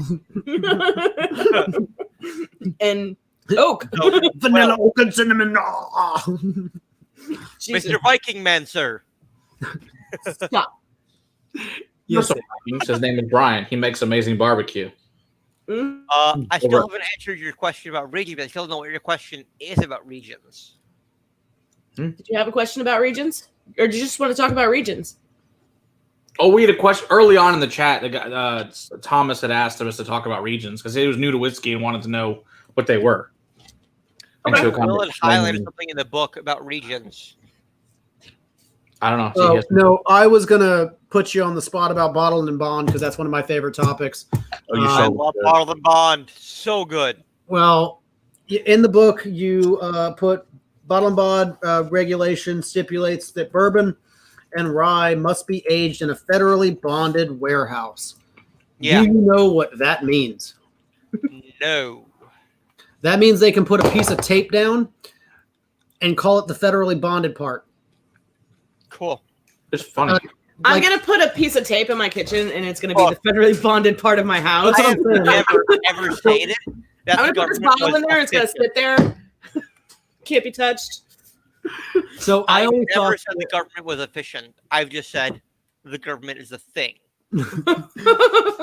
I love the bottle and bond topic because, this was something that we learned going to Somm school because we went and visited a distillery beforehand and really tried to get as nerdy with that distiller as we could. We went to Banner Distilling down in Austin. That was great. For our level 1 Somm class. And we're just ridiculously nerdy with those two guys at Banner. And one of the things that we learned from them that I just can't get over and want to make sure that I share with everybody as often as possible. Everybody. Because I always assumed that bottled and bond meant that somebody in the government had a key and that you had a key and that you had to put your keys together and with your powers combined, you got to doors open some magical open. By your powers combined, Yes. I am Captain Bottled and Bond. Exactly. So our psalm rings. It was always like. Hang on. Daniel's gonna kill me, but hang on.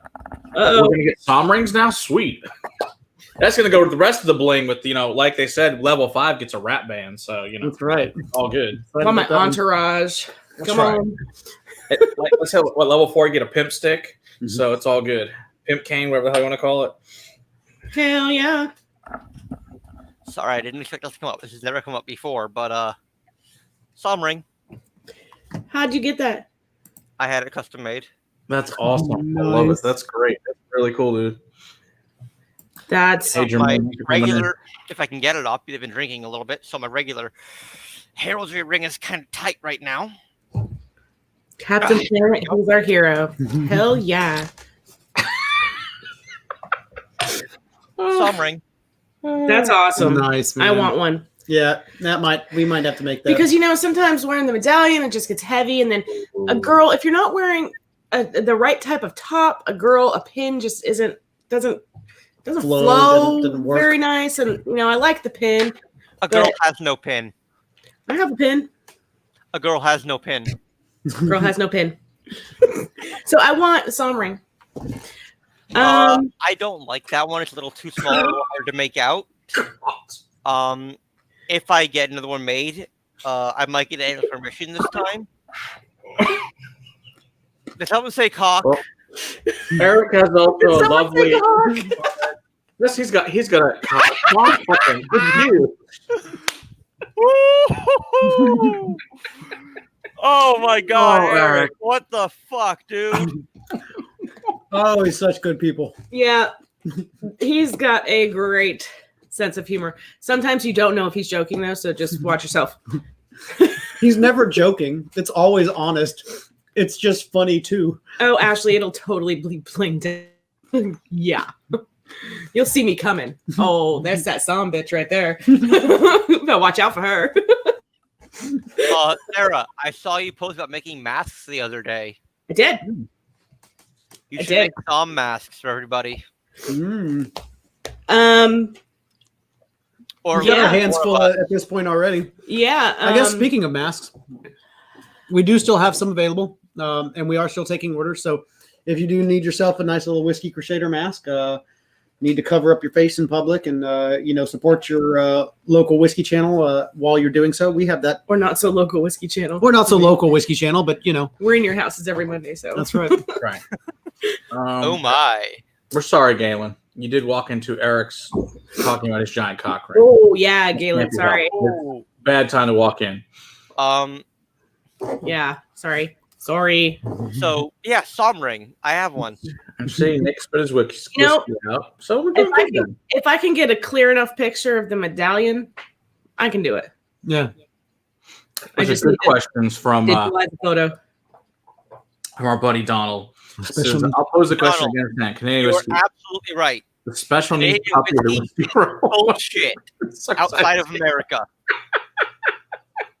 All the good Canadian whiskey, it's in Canada. except for now lot 40 cask strength and lot 40 in general, actually, stays in the Great White North. We get all the garbage, like the flavored Crown Royals. Mm-hmm. And did you guys know? This is a pop quiz for you three.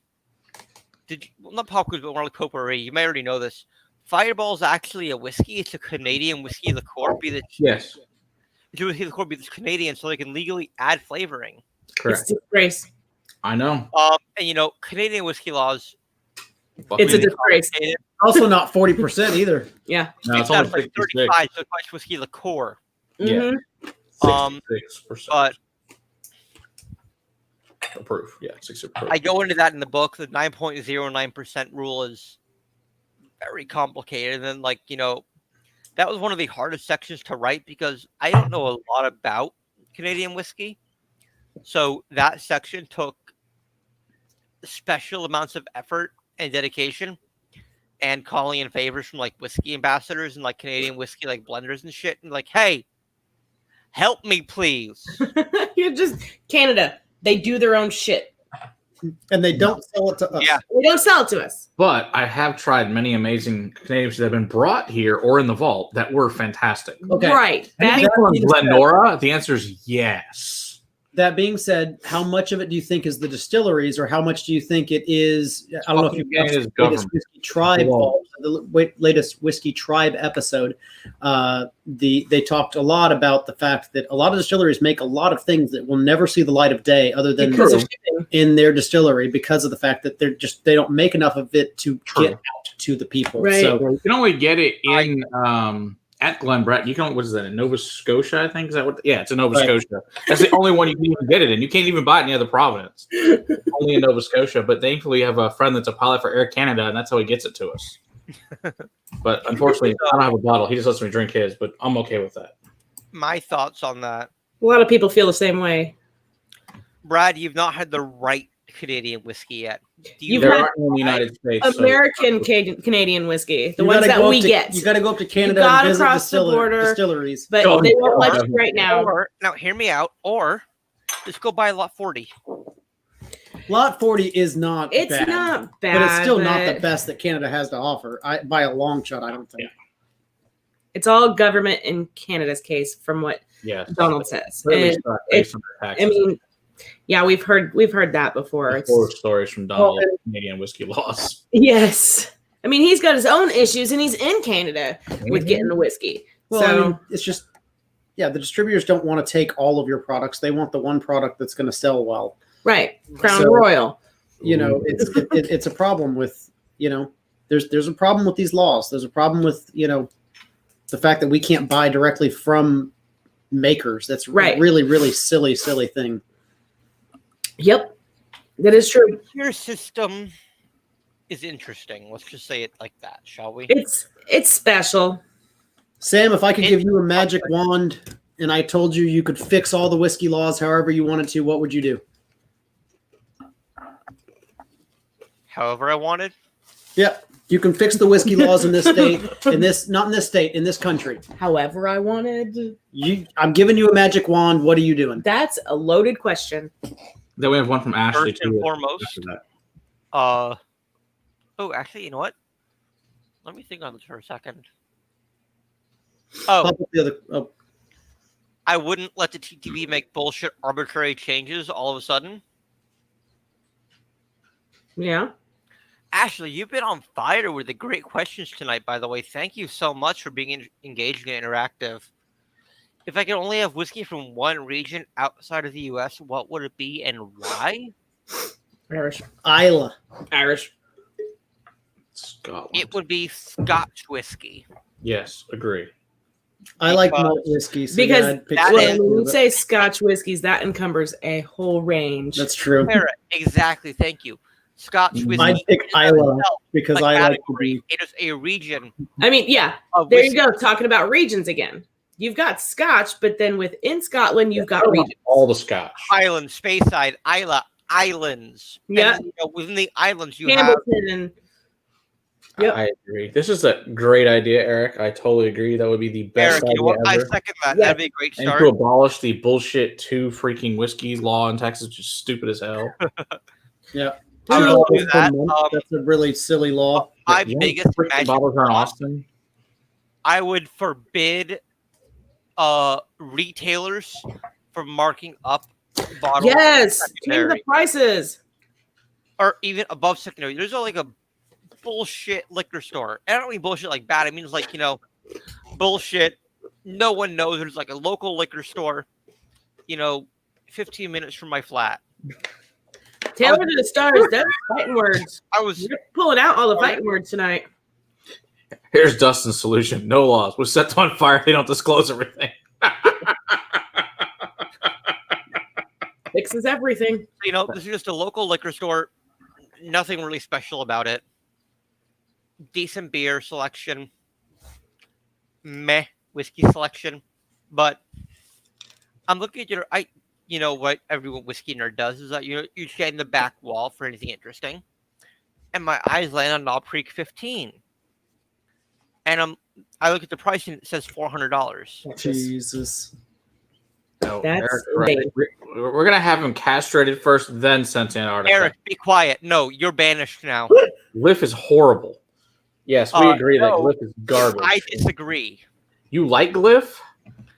Yeah, terrible. actually, I do. But you like Malort, so what can I say? Yeah, but you like Malort. You like Malort, so Oh, how yeah. much of your taste can we Actually, really pay I'll attention get your question to, in 1 sir? second. So, anyway, what I was saying with this liquor store is, I see them have the Knob Creek 15 and under it said like $400 or whatever. I'm like, I asked them, is that for the Knob Creek? Is that for the Papping, the old Rip 10 next to it? Like, oh, it's for the old Rip. That bottle is $199, but for you, $198 tonight if you want to buy it right now. I'm like, Oh, what a no, I great have one at deal. home. Thanks, asshole. What a great deal. I have one at home. He's like, you do? What do you want to sell it to me for? And I'm like, I don't. I was going to send it to some friends in Texas, aka the Vault. Yeah. But See, again, somebody that's actually going to enjoy it and watch open it. this. If you watch this and you don't get that bottle, it means I sold it to actually make money because I'm fucking tight on cash right now. Ashley, I'll get to your question in 1 second. I know Matt just re-highlighted it. Eric, I appreciate what Glyph is doing. No, it's not the tastiest thing in the world, but they're looking at whiskey from a molecular standpoint and they're trying to recreate it from a molecular standpoint. So, yeah, sure, there's some work that can be done, some stuff to change to make it taste a little better. I blended my own little bit of Glyph. So, Matt, Will, Sarah, please give me addresses and I'll send you, my own blend of Glyph. I would love to have that to compare against the bottle of Glyph we have. That would be an interesting comparison for sure. In my opinion, it's fairly similar. It might be a little smokier, but that's my opinion of it. I'd love your opinion, and please live tasting if you want, and roast me if you want, or don't live taste it, whatever you want. But honest feedback always welcome. Going back to Ashley's comment and question about if I could only drink one whiskey from outside of Kentucky, what would it be? First of all, fuck you, with respect. Second of all, fuck.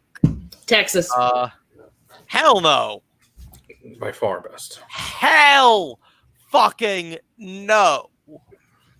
Fuck your Texas bullshit. You know what? I'm not actually from Texas. I'm not a Texan, so I'm not saying it because of that. I actually like the products that they're producing. Texas whiskey is good, but it's not that good. They won best whiskey in the world. Multiple times now. Would be Speyside Scotch whiskey. No, she said if you could pick a bourbon. Not Kentucky. Bourbon. I heard non just a Kentucky. region. I didn't see a bourbon. I saw a region. Matt, Has can to you be a read bourbon. that comment? It was bourbon, non-Kentucky. Yeah. There you go. I saw a region non-Kentucky is what I saw. Yeah. See, Bourbon. Okay, bourbon from a region outside of Kentucky, which and why? In that case, it will be Texas. Ha ha! We're winners. I told That you. problem. Winner, winner, chicken dinner. Because of the unique climate in Texas, the extreme heat to the extreme cold, the fucking temperature swings from voot to voot to voot to doot. Yep. It does things, man. It does mad things to the whiskey. This is your buddy David, the producer. How's it going, David? Good to see you in here. Hello, Check out his wife's channel, Julia Miranda. It's an awesome show. If you guys haven't He checked has it a out, really awesome podcast. really too. fun show to watch and real fun show to be on. It's very I entertaining. put that bottle away already. Oh, we got. I was going to talk about a Balcones. Oh, hold on 1 second. We got it. Thanks, William Devilar. Appreciate it. Thank you, William. Appreciate you, fellow William. We need to get y'all knighted by some whiskey fancy micronation. He got it at what's that? Medieval Times. Yeah, no, we're gonna have a metal one made, but I'm looking for a blacksmith that will make us a metal one. What am I drinking next, Matt? That's all medieval times. Yeah. Where's your child? Did you do the Blackened yet? Did you drink We have not. Drink the Blackened. Is this just the normal Wild Blackened? horse. I think this will say Indiana, which I understand. India. Is there something special about this one, or is this just the normal Blackened? Oh, Blackened. it's just regular black. That's the blackberry brandy finished cask. That's made by Metallica with Yeah. Not blackberry brandy. It is a blackened brandy cask. Black brandy cask. Sorry. So they basically super toast or super char the shit out of it. It is not blackberry flavored. There is a massive difference in what you said and what it actually is. Oh, so we have to answer a couple questions. Hold on. So we had a couple questions here. Okay, so I agree with Eric. If he had $1 million, he'd hire Al Qaeda to crash an airplane. Eric, go away. Shoot. Be gone. Be gone with you. I banished you from this channel for the night.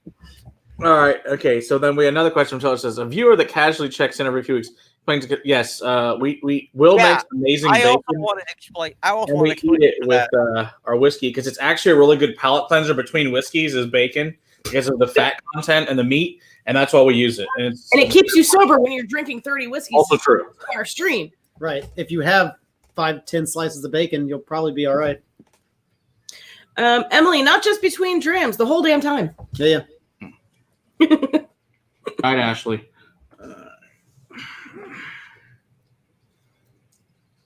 Did you mean to put that back up there? You already answered that question. Oh, no, I did not. Are you just clicking things again? Shit gets clicked. It happens. Stop pushing buttons. All right, I'm not a big fan of the nose on this. You're not a big fan of sweet things, and this is on the sweeter side. Oh yeah, you're probably not gonna like this. Yeah, you hate sweet stuff. That's true. My Blackened is across the room. I don't really feel like going and grab it right now.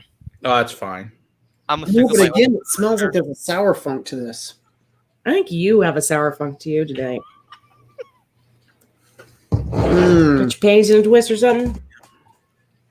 Man, okay, so I was looking at Dustin sent me the message about what's holy shit. That is amazing, Dustin. Thank you very much. That is going to be fucking awesome.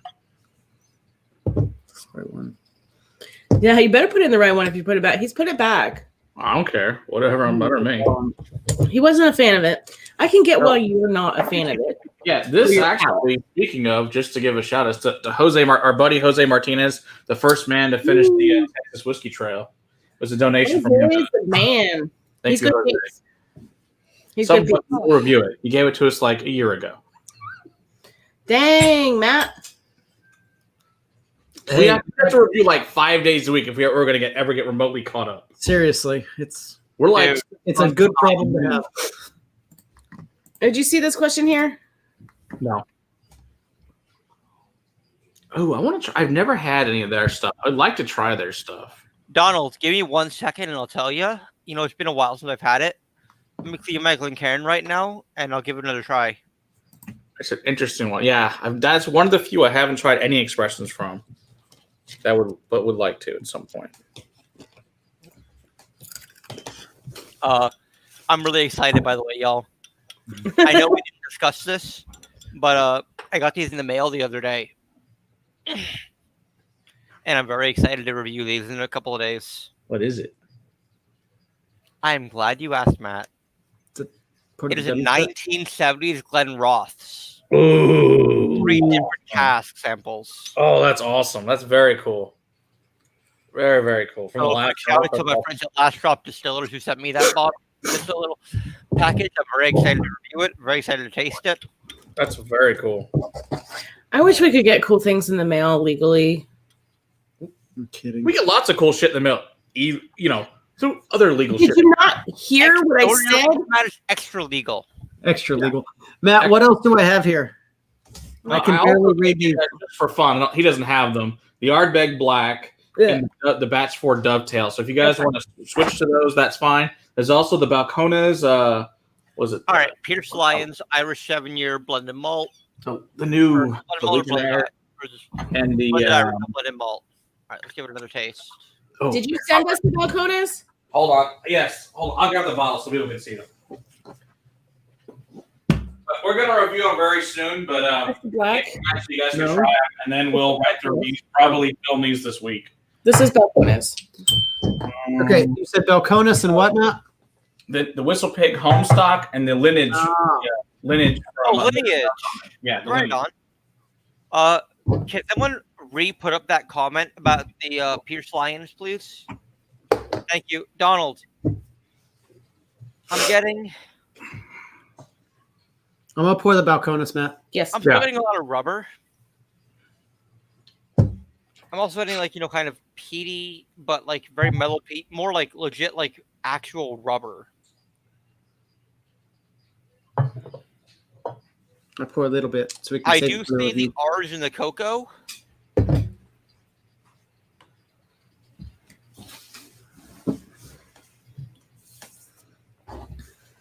Maybe some fruit tree, but I definitely don't get evergreen personally. But again, this would be whiskey. It's a totally different interpretation for different people. That's just all the aromatics. I'm gonna do a taste in a second, but Holy motherfucking shit. That smells so glorious. Thank you for finishing that. Balcones. Oh, yeah, this new one. Oh my gosh, I talked to Gabe about it. I the other poured day. this. Holy crap! When we do the review, I'll tell you all the cool shit that's in it. That thing is. This is awesome, and best part is Is it $40. Is it a blend or is it a single malt? It's a single malt. It I is. was gonna say it smells amazing. malt.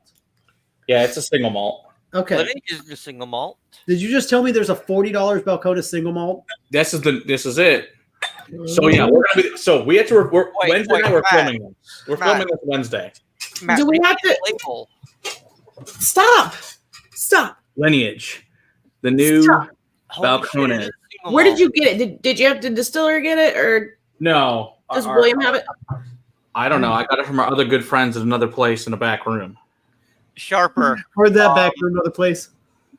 Yeah. Yeah. Let's Yummy. Yeah, obviously it's where Taylor works. You can talk to him and he'll get you one. Heard that. Tim, I got Tim. Tim went up there and One he got a island couple for too. the So it was rest all of good. my life. What would it be? It can't be Brooklady. Mm. Ironic. I can only have one island for the rest of my life. Hmm. Ooh. That would probably be. While he answers that, you're not wrong. Glenmorangie makes amazing. I love all those special ones they released from them. Even the regular is really good. That's one of the first scotches I actually got into heavily with my brother. Was that whole series from them. Of course, Signet's probably my favorite product from them. I would say Ardbeg. Oh, come on. Sharper. Probably Ardbeg. Of course, you're going to say Ardbeg because Ardbeg is amazing. I'd pick Balcones. No, that's not what we're talking He's about. it for Isla. If one Isla that you can have besides. Oh, just Isla? Yeah, just Isla. Then Ardbeg. Yeah, after. If I can't have Brooklotic, because if Actually, I'm no, take that I don't back. know. Coloman's pretty special I too. would say Kilhoman. That'd be my other one because I really love Coloman. I see Every that- time I'm trying to do Coloman, I buy them because I love Coloman. I have two Do you know bottles. anybody at Coloman by chance? Because I need to know someone at Coloman. If you Okay, don't, what you your need to know question, Matt? someone. Do you know anyone at Coloman? That's the real question. I don't know what Kilhoman is. Yes, that's what it is. You mean Kilhoman? Yeah, whatever the hell they pronounce their damn whiskey. Yes. The answer to your question is yes. Good. Mine. You know somebody there? Of course. Well, good. Then Then can you get us in touch? would Can like you to be send Matt touched. an I'd email? love to have them on. With pleasure. Thank you, because we would enjoy that quite a bit. Probably won't as much. I'll connect you with a U.S. importer. Perfect. Beautiful. And that's not fair. He said can't be Brooklotic. That's the only one, the Isla, that has. In my cabinet over there, I have 2 bottles of an unopened Kilhoman that, it's going to take a lot for me to open it. Which one? It is the West Coast tour from 2017, I think. And it's a cask strength, approximate 10-year Mocker Bay. Wow, that's very nice. Oh, good God. I have 2 bottles only. I wanted more of it, and I found 2 bottles on a website, but I didn't buy them quick enough. Someone else bought them, so I only have 2 bottles. So if you find the Kilhoman Mocker Bay West Coast Tour 2017, email me info at beginnersguidetowhiskey.com, whiskey with an E, and let's fucking talk. Eric is kill fucking humans. Not kill fucking Holman. Kill Holman. Fucking Holman, huh? Oh, it's a long O. That's just, yeah. It smells beautiful. It doesn't taste nearly as rich as it Eric, smells, it's though. beautiful. Or Will, not Eric. Will, it's beautiful. Beautiful. This doesn't taste as rich as it smells, Matt, but I like it. Yeah, but it does. I don't know if Pierce Lions, the Pierce Lions, it's getting the thumbs down for me, actually. Like that. That's no fun. I don't, This is getting a thumbs up, but mostly on the price point. Yeah, this is a little thin. Yeah, I'll tell you more about it. Of course, it's to get a cheaper single malt into the market. Like I said, we'll review this. We'll film it Wednesday. I like it. I think it's delicious. Taylor, not for fucking sale, man. That is one of my prized nerdy possessions. I got rid of a lot of it when I moved from the house I grew up in to this apartment in Studio City. But my Lucario and Deoxys Pokemon pillows aren't going fucking anywhere. Over my goddamn dead fucking body. Nope. Not happening. It cannot be arranged, by the way. It cannot be arranged. What if he can get you a bottle of that Kill Human? Nope. Not worth it.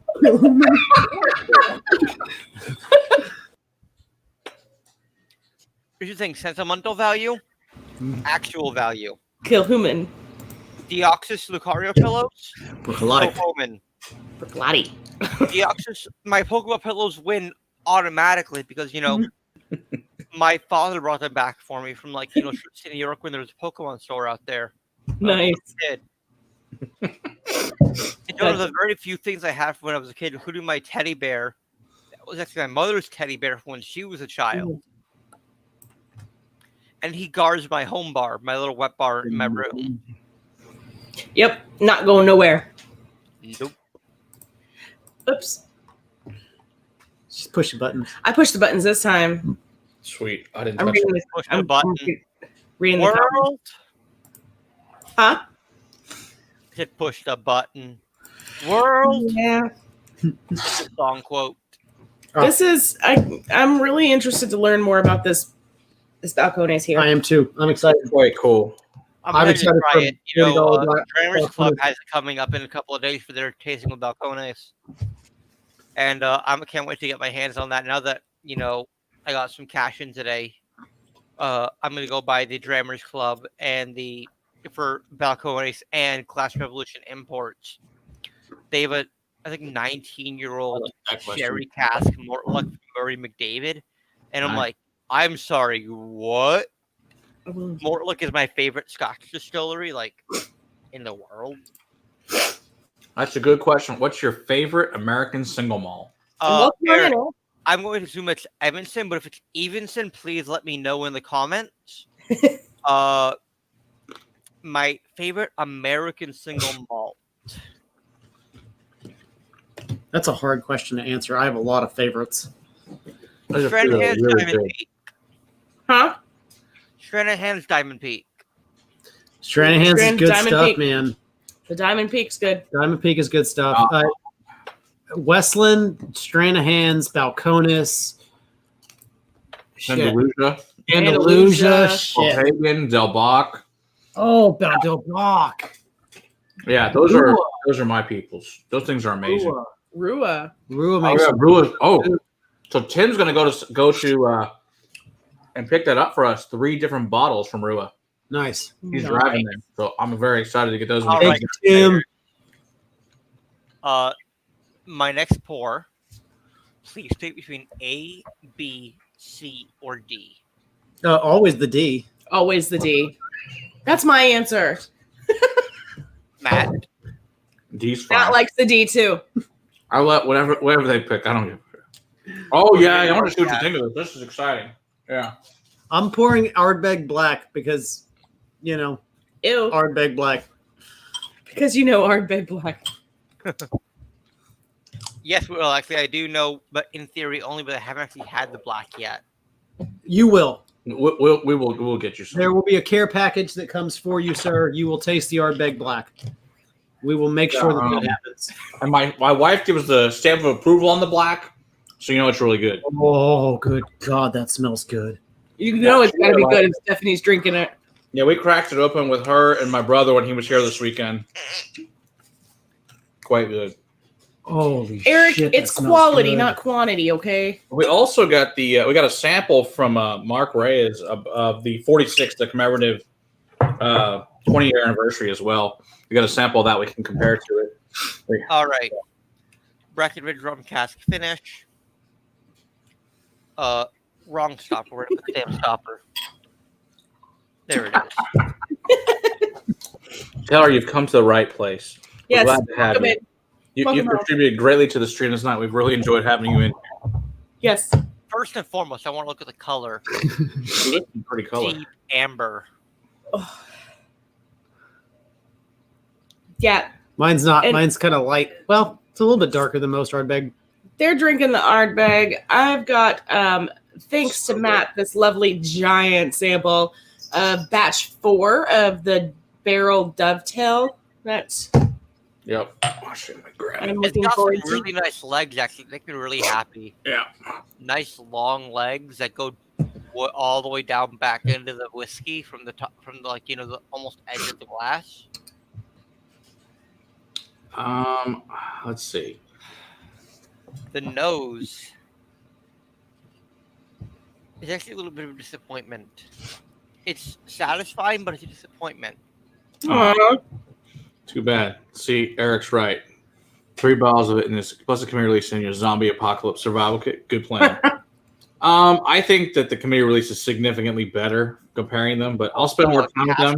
I'll give you but that's just a off the cuff, quick check against the two of them. It usually is better. Like Usually is. I haven't found one that I didn't like the committee release more than the. Agree. I mean, Kelpie wasn't my jam either way, but. All right, so he wants to know how much for the WR glass. Oh, stars. Taylor, where are you based? He's in England. Then probably like $0 for the glass, but like $30 US for the shipping. Right. But if you want this glass, I'll just send it to you, dude. I don't fucking care. It's just a Glencairn. Oh. It's not like my that's so Steinwick good. Berry Ben Reed Glencairn. Like, this Glencairn means Oh, nothing. you smell bad. That is Oh, so good. Oh, so did you hear what happened to poor Jason's bottle? No. Jason, his light fell on his bottle of. Yes. And it, Yes. Yes. So terrible. I did see that. So, the rum notes. Taylor, email me. info@beginnersguidetowhiskey.com. Whiskey spelled the American way. WHISKEY. And we'll arrange to get you this Glencairn. Because I'm serious, dude. Like, it's a Glencairn to me. It doesn't really matter. If you want it that badly, either I'll mail those to you or I'll connect you with, like, their global ambassador who lives in England, which is probably better. Who can probably get you a Glencairn. Like, dude, seriously, if you want a Glencairn that bad and you're willing to pay, like, It was 30 American to ship it, like, dude, I will do my best to get it to you. Like, info@beginnersguidetowhiskey.com. correct, Sarah. Sharper, do you a favor and explain your definition of Midwest. I'm assuming like Iowa, Wisconsin, Michigan, Ohio. It's part. I mean, so am I, but I want to make sure. But yes, that's a good question though. Sam got dark. There he goes. Moved off screen.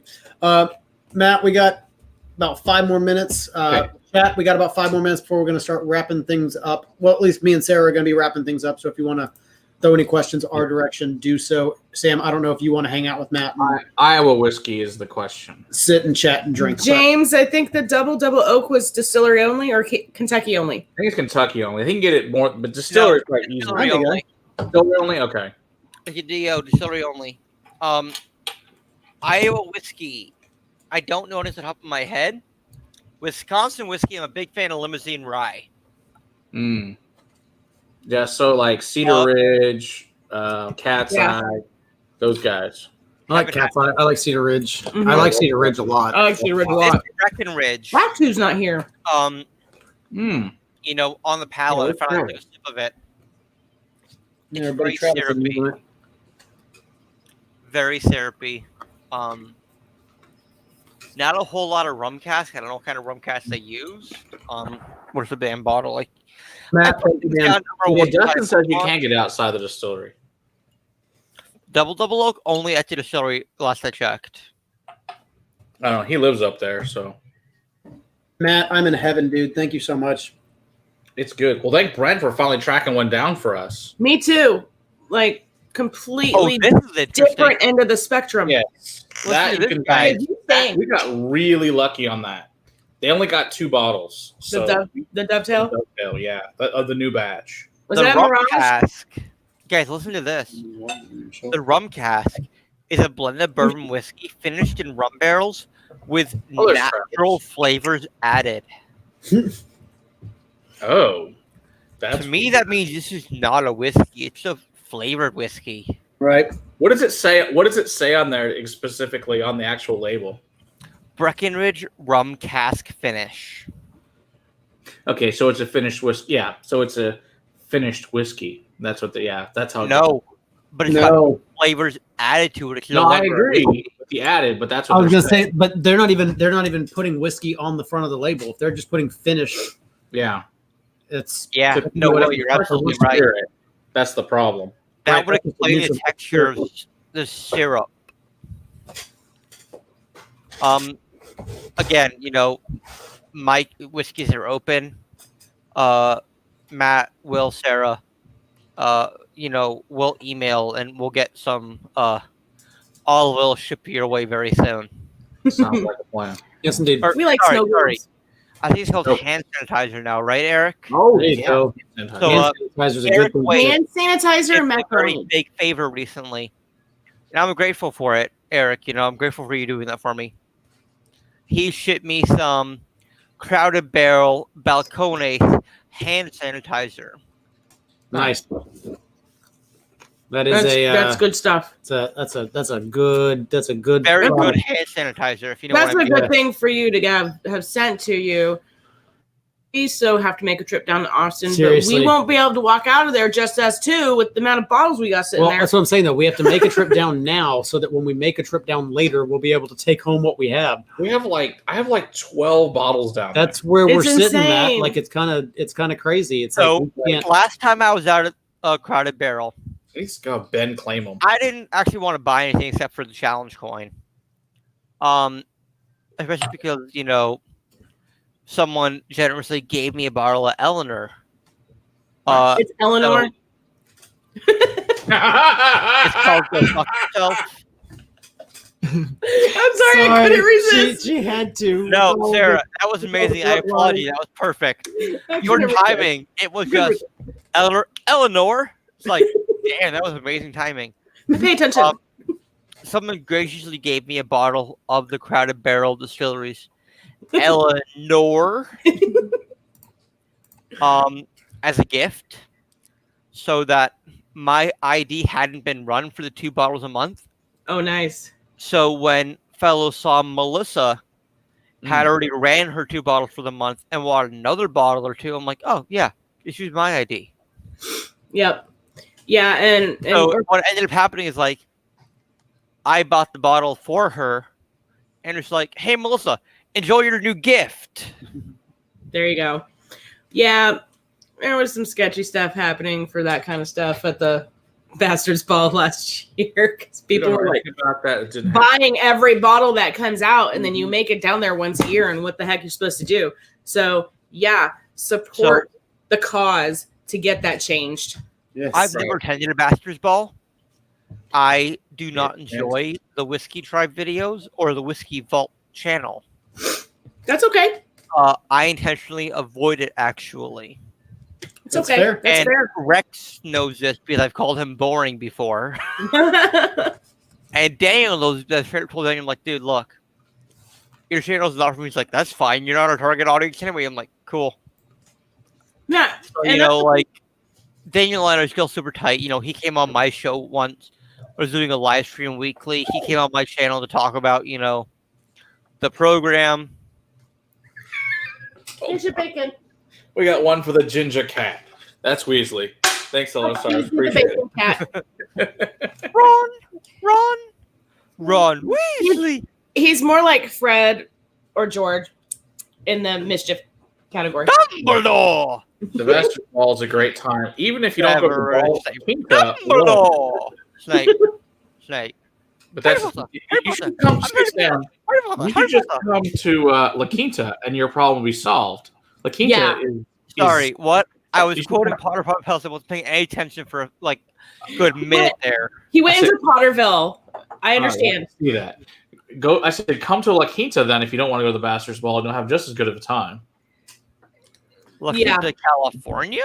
No. In Texas, in Austin. During the Bastards Ball, the people that go down usually stay close by. Close by is a La Quinta. Stop breathing on me. There's a La Quinta hotel close by to the distillery. That is where most people stay. There is a lobby in that La Quinta that gets turned into the best bar in Austin for the 2 days. For the 2 days that the Bastards Ball goes on. Have you been to Nickel City yet? Okay, yes. let me explain to you what happens at La Quinta. Yeah. It's better. Matt brings down, you know, a trunk is full. trunkload of whiskey. Boxes and boxes and boxes and boxes. And It's like armored security coming into La Quinta with like 4 guys pushing a cart of whiskey. It's amazing. And then other people show that same kind of generosity and come bearing bottles of their own. And everything is there free to drink for anybody that wants it. When I say best bar in Austin, I don't necessarily mean best stocked, but it is very well stocked. But it's the best bar because it's a free bar that the only thing that you have to pay is a good attitude and a willingness to be kind to others as well. So, yeah, and it's I'm automatically disqualified then. It's not just Matt. Other people have brought bottles from all different states all over that bring them because they know that the love is going to be shared. That's what we do at whiskey. We share it. So, yeah, it's a good time. Good night, Eric. Good night, Eric. It's been lovely having you here as always. Us true old farts are not too far behind you, man. Yeah, we'll probably cut this off in a couple minutes here. Yeah, I mean, Sam, it's been really wonderful talking to you, this sir. old fart has to get up at 6 a.m. So, what, if anything, would you like to tell the people about your book, about the process of writing it? Anything else that you would need to add to this conversation that we've had? That's a great question. For me, the one thing I really want you guys to know, marketing, PR, goofy whiskey talk aside, this 100% was labor of love. I love whiskey. Yeah, I imbibe too much sometimes. And then sometimes it's like, I get samples like that Glenroth that I was talking about earlier, 1970. And I just completely nerd out. For the book. Oh my God, Doggo! He's been sleeping. I have a very important question to ask. What is his name? Dozer. This is Dozer. How appropriate. It is because he literally dozes through shit. He is a bulldozer. He will. Yeah. That's a good boy. We got another one here real quick from Taylor Star. Says, I emailed you about the glass, but feel free to drop your PayPal back to me to open up the bidding on the Pokeball. Thanks. Taylor, I appreciate your persistence. With all due respect, go fuck yourself. That is not happening. Back to the book, Oh, he blew you a kiss, so it's okay. There you go. My Pokeball. Back to the Pokeball. Back to the book. It was honestly a lot of hard work. Yeah. And I'm really grateful for my father, helping encourage me through it, helping keep me focused on it. When I told him about it, he's like, good luck, I'm behind you. But as our publisher, he's like, you actually did it.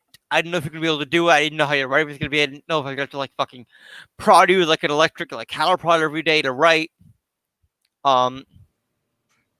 This book is legitimately the hardest thing I've ever done in my entire life. You know, school was never easy for me, but I was never passionate about school.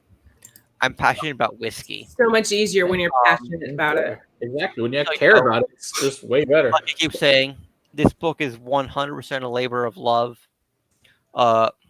Please, if you have any questions at all, if you think I got something wrong, I'm just a dude telling the world that he loves whiskey. Yeah, and it's a great, but it really is a great beginner's guide. Especially like Thomas that was in there earlier. Oh my god, it's the perfect book for him. Easy to read. Here and cut you off because one thing you mentioned is beginner's guide, and yeah, that's the title of the book. But my goal when writing it was to actually make it approachable and did a good hope job to teach even intermediary people something new. Someone I respect, Jeff Schwartz, the whiskey fellow. Here in the book, he's like, dude, I never heard of ABCs before a bourbon. You taught me something new, and I'm like, fuck yeah. No, but like on social media, I come off as super fucking arrogant, and yeah, I'm arrogant. I'm a piece of shit. Sometimes I'm a dick. I'm a douchebag. I've heard to admit that I'm an asshole, but that's my personality. This is kind of what I find amusing to myself. But hey, at least you amuse yourself. I love what I do. You gotta live with you until you die. That's right. It's a good point. I am proud of you. And it's if they can get past this part, then they're cool. Right. I love what I do. I love working in whiskey. I am very thankful to do what I do. I'm very thankful to have worked, and opened a brand new whiskey bar almost a year. Almost a year ago. No, a year ago. Well, Sam, I am glad that you are loving what you are doing, and I hope you keep on following that passion, man. Because obviously you have something. Well, dude, right back at you. When we first checked it on Facebook, I'm like, oh. You're a wine som, and you're like, yeah, man, but I'm also into whiskey. I'm like, oh, fuck yeah, dude. Yeah, we actually met quite a while ago on Facebook. Oh, okay. So much respect, for having gone through doesn't matter if it's WSET or the CMS. So much respect for having gone through that and have done it as a wine som, and having now pivoted to also include whiskey. We both work on premise. For those of you who aren't familiar with the word on premise means, consumption on the premises first. Off premise means consumption for off the premises. Your on premise are your bars and your liquor and your restaurants. Right. Your off premises, your liquor stores, and and your like local corner store, your little market or whatever. Well, I guess a whiskey distillery kind of falls into both. Yeah. Whiskey distillery is a different level of the 3-tier system because they're technically they're the manufacturer. We're just gonna call them a tasting room. They're the off premise, right? But anyway, it's a whole different category. Anyways, I'm sure you guys want to go. I've taken up enough of your time of talking enough and bullshitted enough. This has been. No, we're gonna have you back on. One more quick question. How long did it take you to write this book? I think it's a really good question. So. I'll give you a quick timeline. Okay. End of August of 2019. Okay. I quit the bar I was working at in Beverly Hills. I handed my 2 weeks notice, actually in anger, and that's the one thing I regret is turning it in anger. I was in the middle of an argument with my then owner of the bar, and I'm like, you know what? Here's my 2 weeks, and I thrust it in his face. Spelled it right. And we kept arguing the rest of the night. And shortly after I left, which was basically my Lion Stone coin dropped. Shortly after I left, the end of August, I got an email from the talent acquisition lady at the publisher that I work with, Rockford Press / Yellowstone Media. Cool. And she's like, "Hey, we want to hire. We want to particularly talk to you about hiring you to write a whiskey book." Cool. And I almost passed it up. Actually, I'm really glad I didn't. I posted in the Whiskey Marketing School Facebook page. I'm like, "Anyone heard of these guys? Are they legit?" Mm-hmm. And a few people are like, "Yeah, I've heard of them, but like, what they want to pay you is not worth any of our time. It's like $1,500 for like 3 months." Mm. So I wrote back to them like, "Hey, thanks for reaching out, but $1,500 for 3 months of work is not what I'm interested in." Yeah. I swear to God, and I'm not. I'm agnostic. Just to bring in a little bit of religion for a second. I'm agnostic, so I don't know whether there's a God or not. I believe there's a possibility, but I'm kind of in the middle. I'm on the fence. I swear to whatever fucking deity you believe in, be it Daniel Whittington or Rex, whatever his last name. I am so glad they didn't brush me off. They wrote back to me and said, "Hey, that's not an accurate description of what we're offering for this title. We jump on a phone call." That 20-minute phone call changed my life for the better. Awesome. I know how cliche it sounds, but it legitimately changed my life. So I started writing, probably early to mid-September, and properly finished around, like actually finished a book, like writing it, probably around end November, early December. So pretty quick. And like after going through like their edits and everything, it was probably like mid to late December. Okay, that's pretty fast. That's pretty awesome. Good job. Yeah. All right, we got one last super chat here from the Stars. Last one for the Ginger Kitty. One more time. Good night. Thanks, Hello Stars. We really appreciate it. Thank you. Just thank you. Everybody, if you're interested in following me, I'm at the Whiskey Somm on Instagram, WHISKEYSOMM. Somm short for sommelier. Please, if you want to pick my book, it's beginnersguidetowhiskey.com. It does not matter if you put the E or if you don't put the E. Both of them will take you to the correct website to pick up a signed copy of my book. I ship all across the United States of America. If you're out of country, honest to God, if you have Amazon in your country where you live in, that's the best option. I won't be able to sign it because it comes from Amazon's warehouses. But if you do want a signed copy and you live in another country other than the U.S., let's talk. It won't be cheap, but I'm happy to send you a copy. Happy to make it mail you one if you pay for it. Sam, you're a good guy. I'm happy to know you. I'm happy to have this conversation with you. Glad we could spend this time on this Monday doing this. Yeah, this was a lot of fun. What do we got coming out tomorrow, Matt? Oh, all right, so tomorrow is our, what the hell was the name? Oh, here it is. This ridiculously long name that Pete donated to us, the Johnny Walker's Blender's Batch 10-year triple grain American oak blended Scotch whiskey, which is the most ridiculous name. Faster. So that's that. And then Redbreast 27. If you want to watch, if you want to laugh, watch the video tomorrow. I edited it pretty funny. I feel like it has quite a bit of humor in it. So yeah, to all of you that enjoy the humor, and of course, the outtakes are on point this time. And they're always me. Oh, hey Larry, how's it going? Crusaders, may I end the night with a toast? Please. I may, I know I'm the guest, but by all means, would love to send a toast. Yes. There are good ships and there are wood ships, and there are ships that sail the sea. But the best ships are friendships, and may they always be. Slancheva.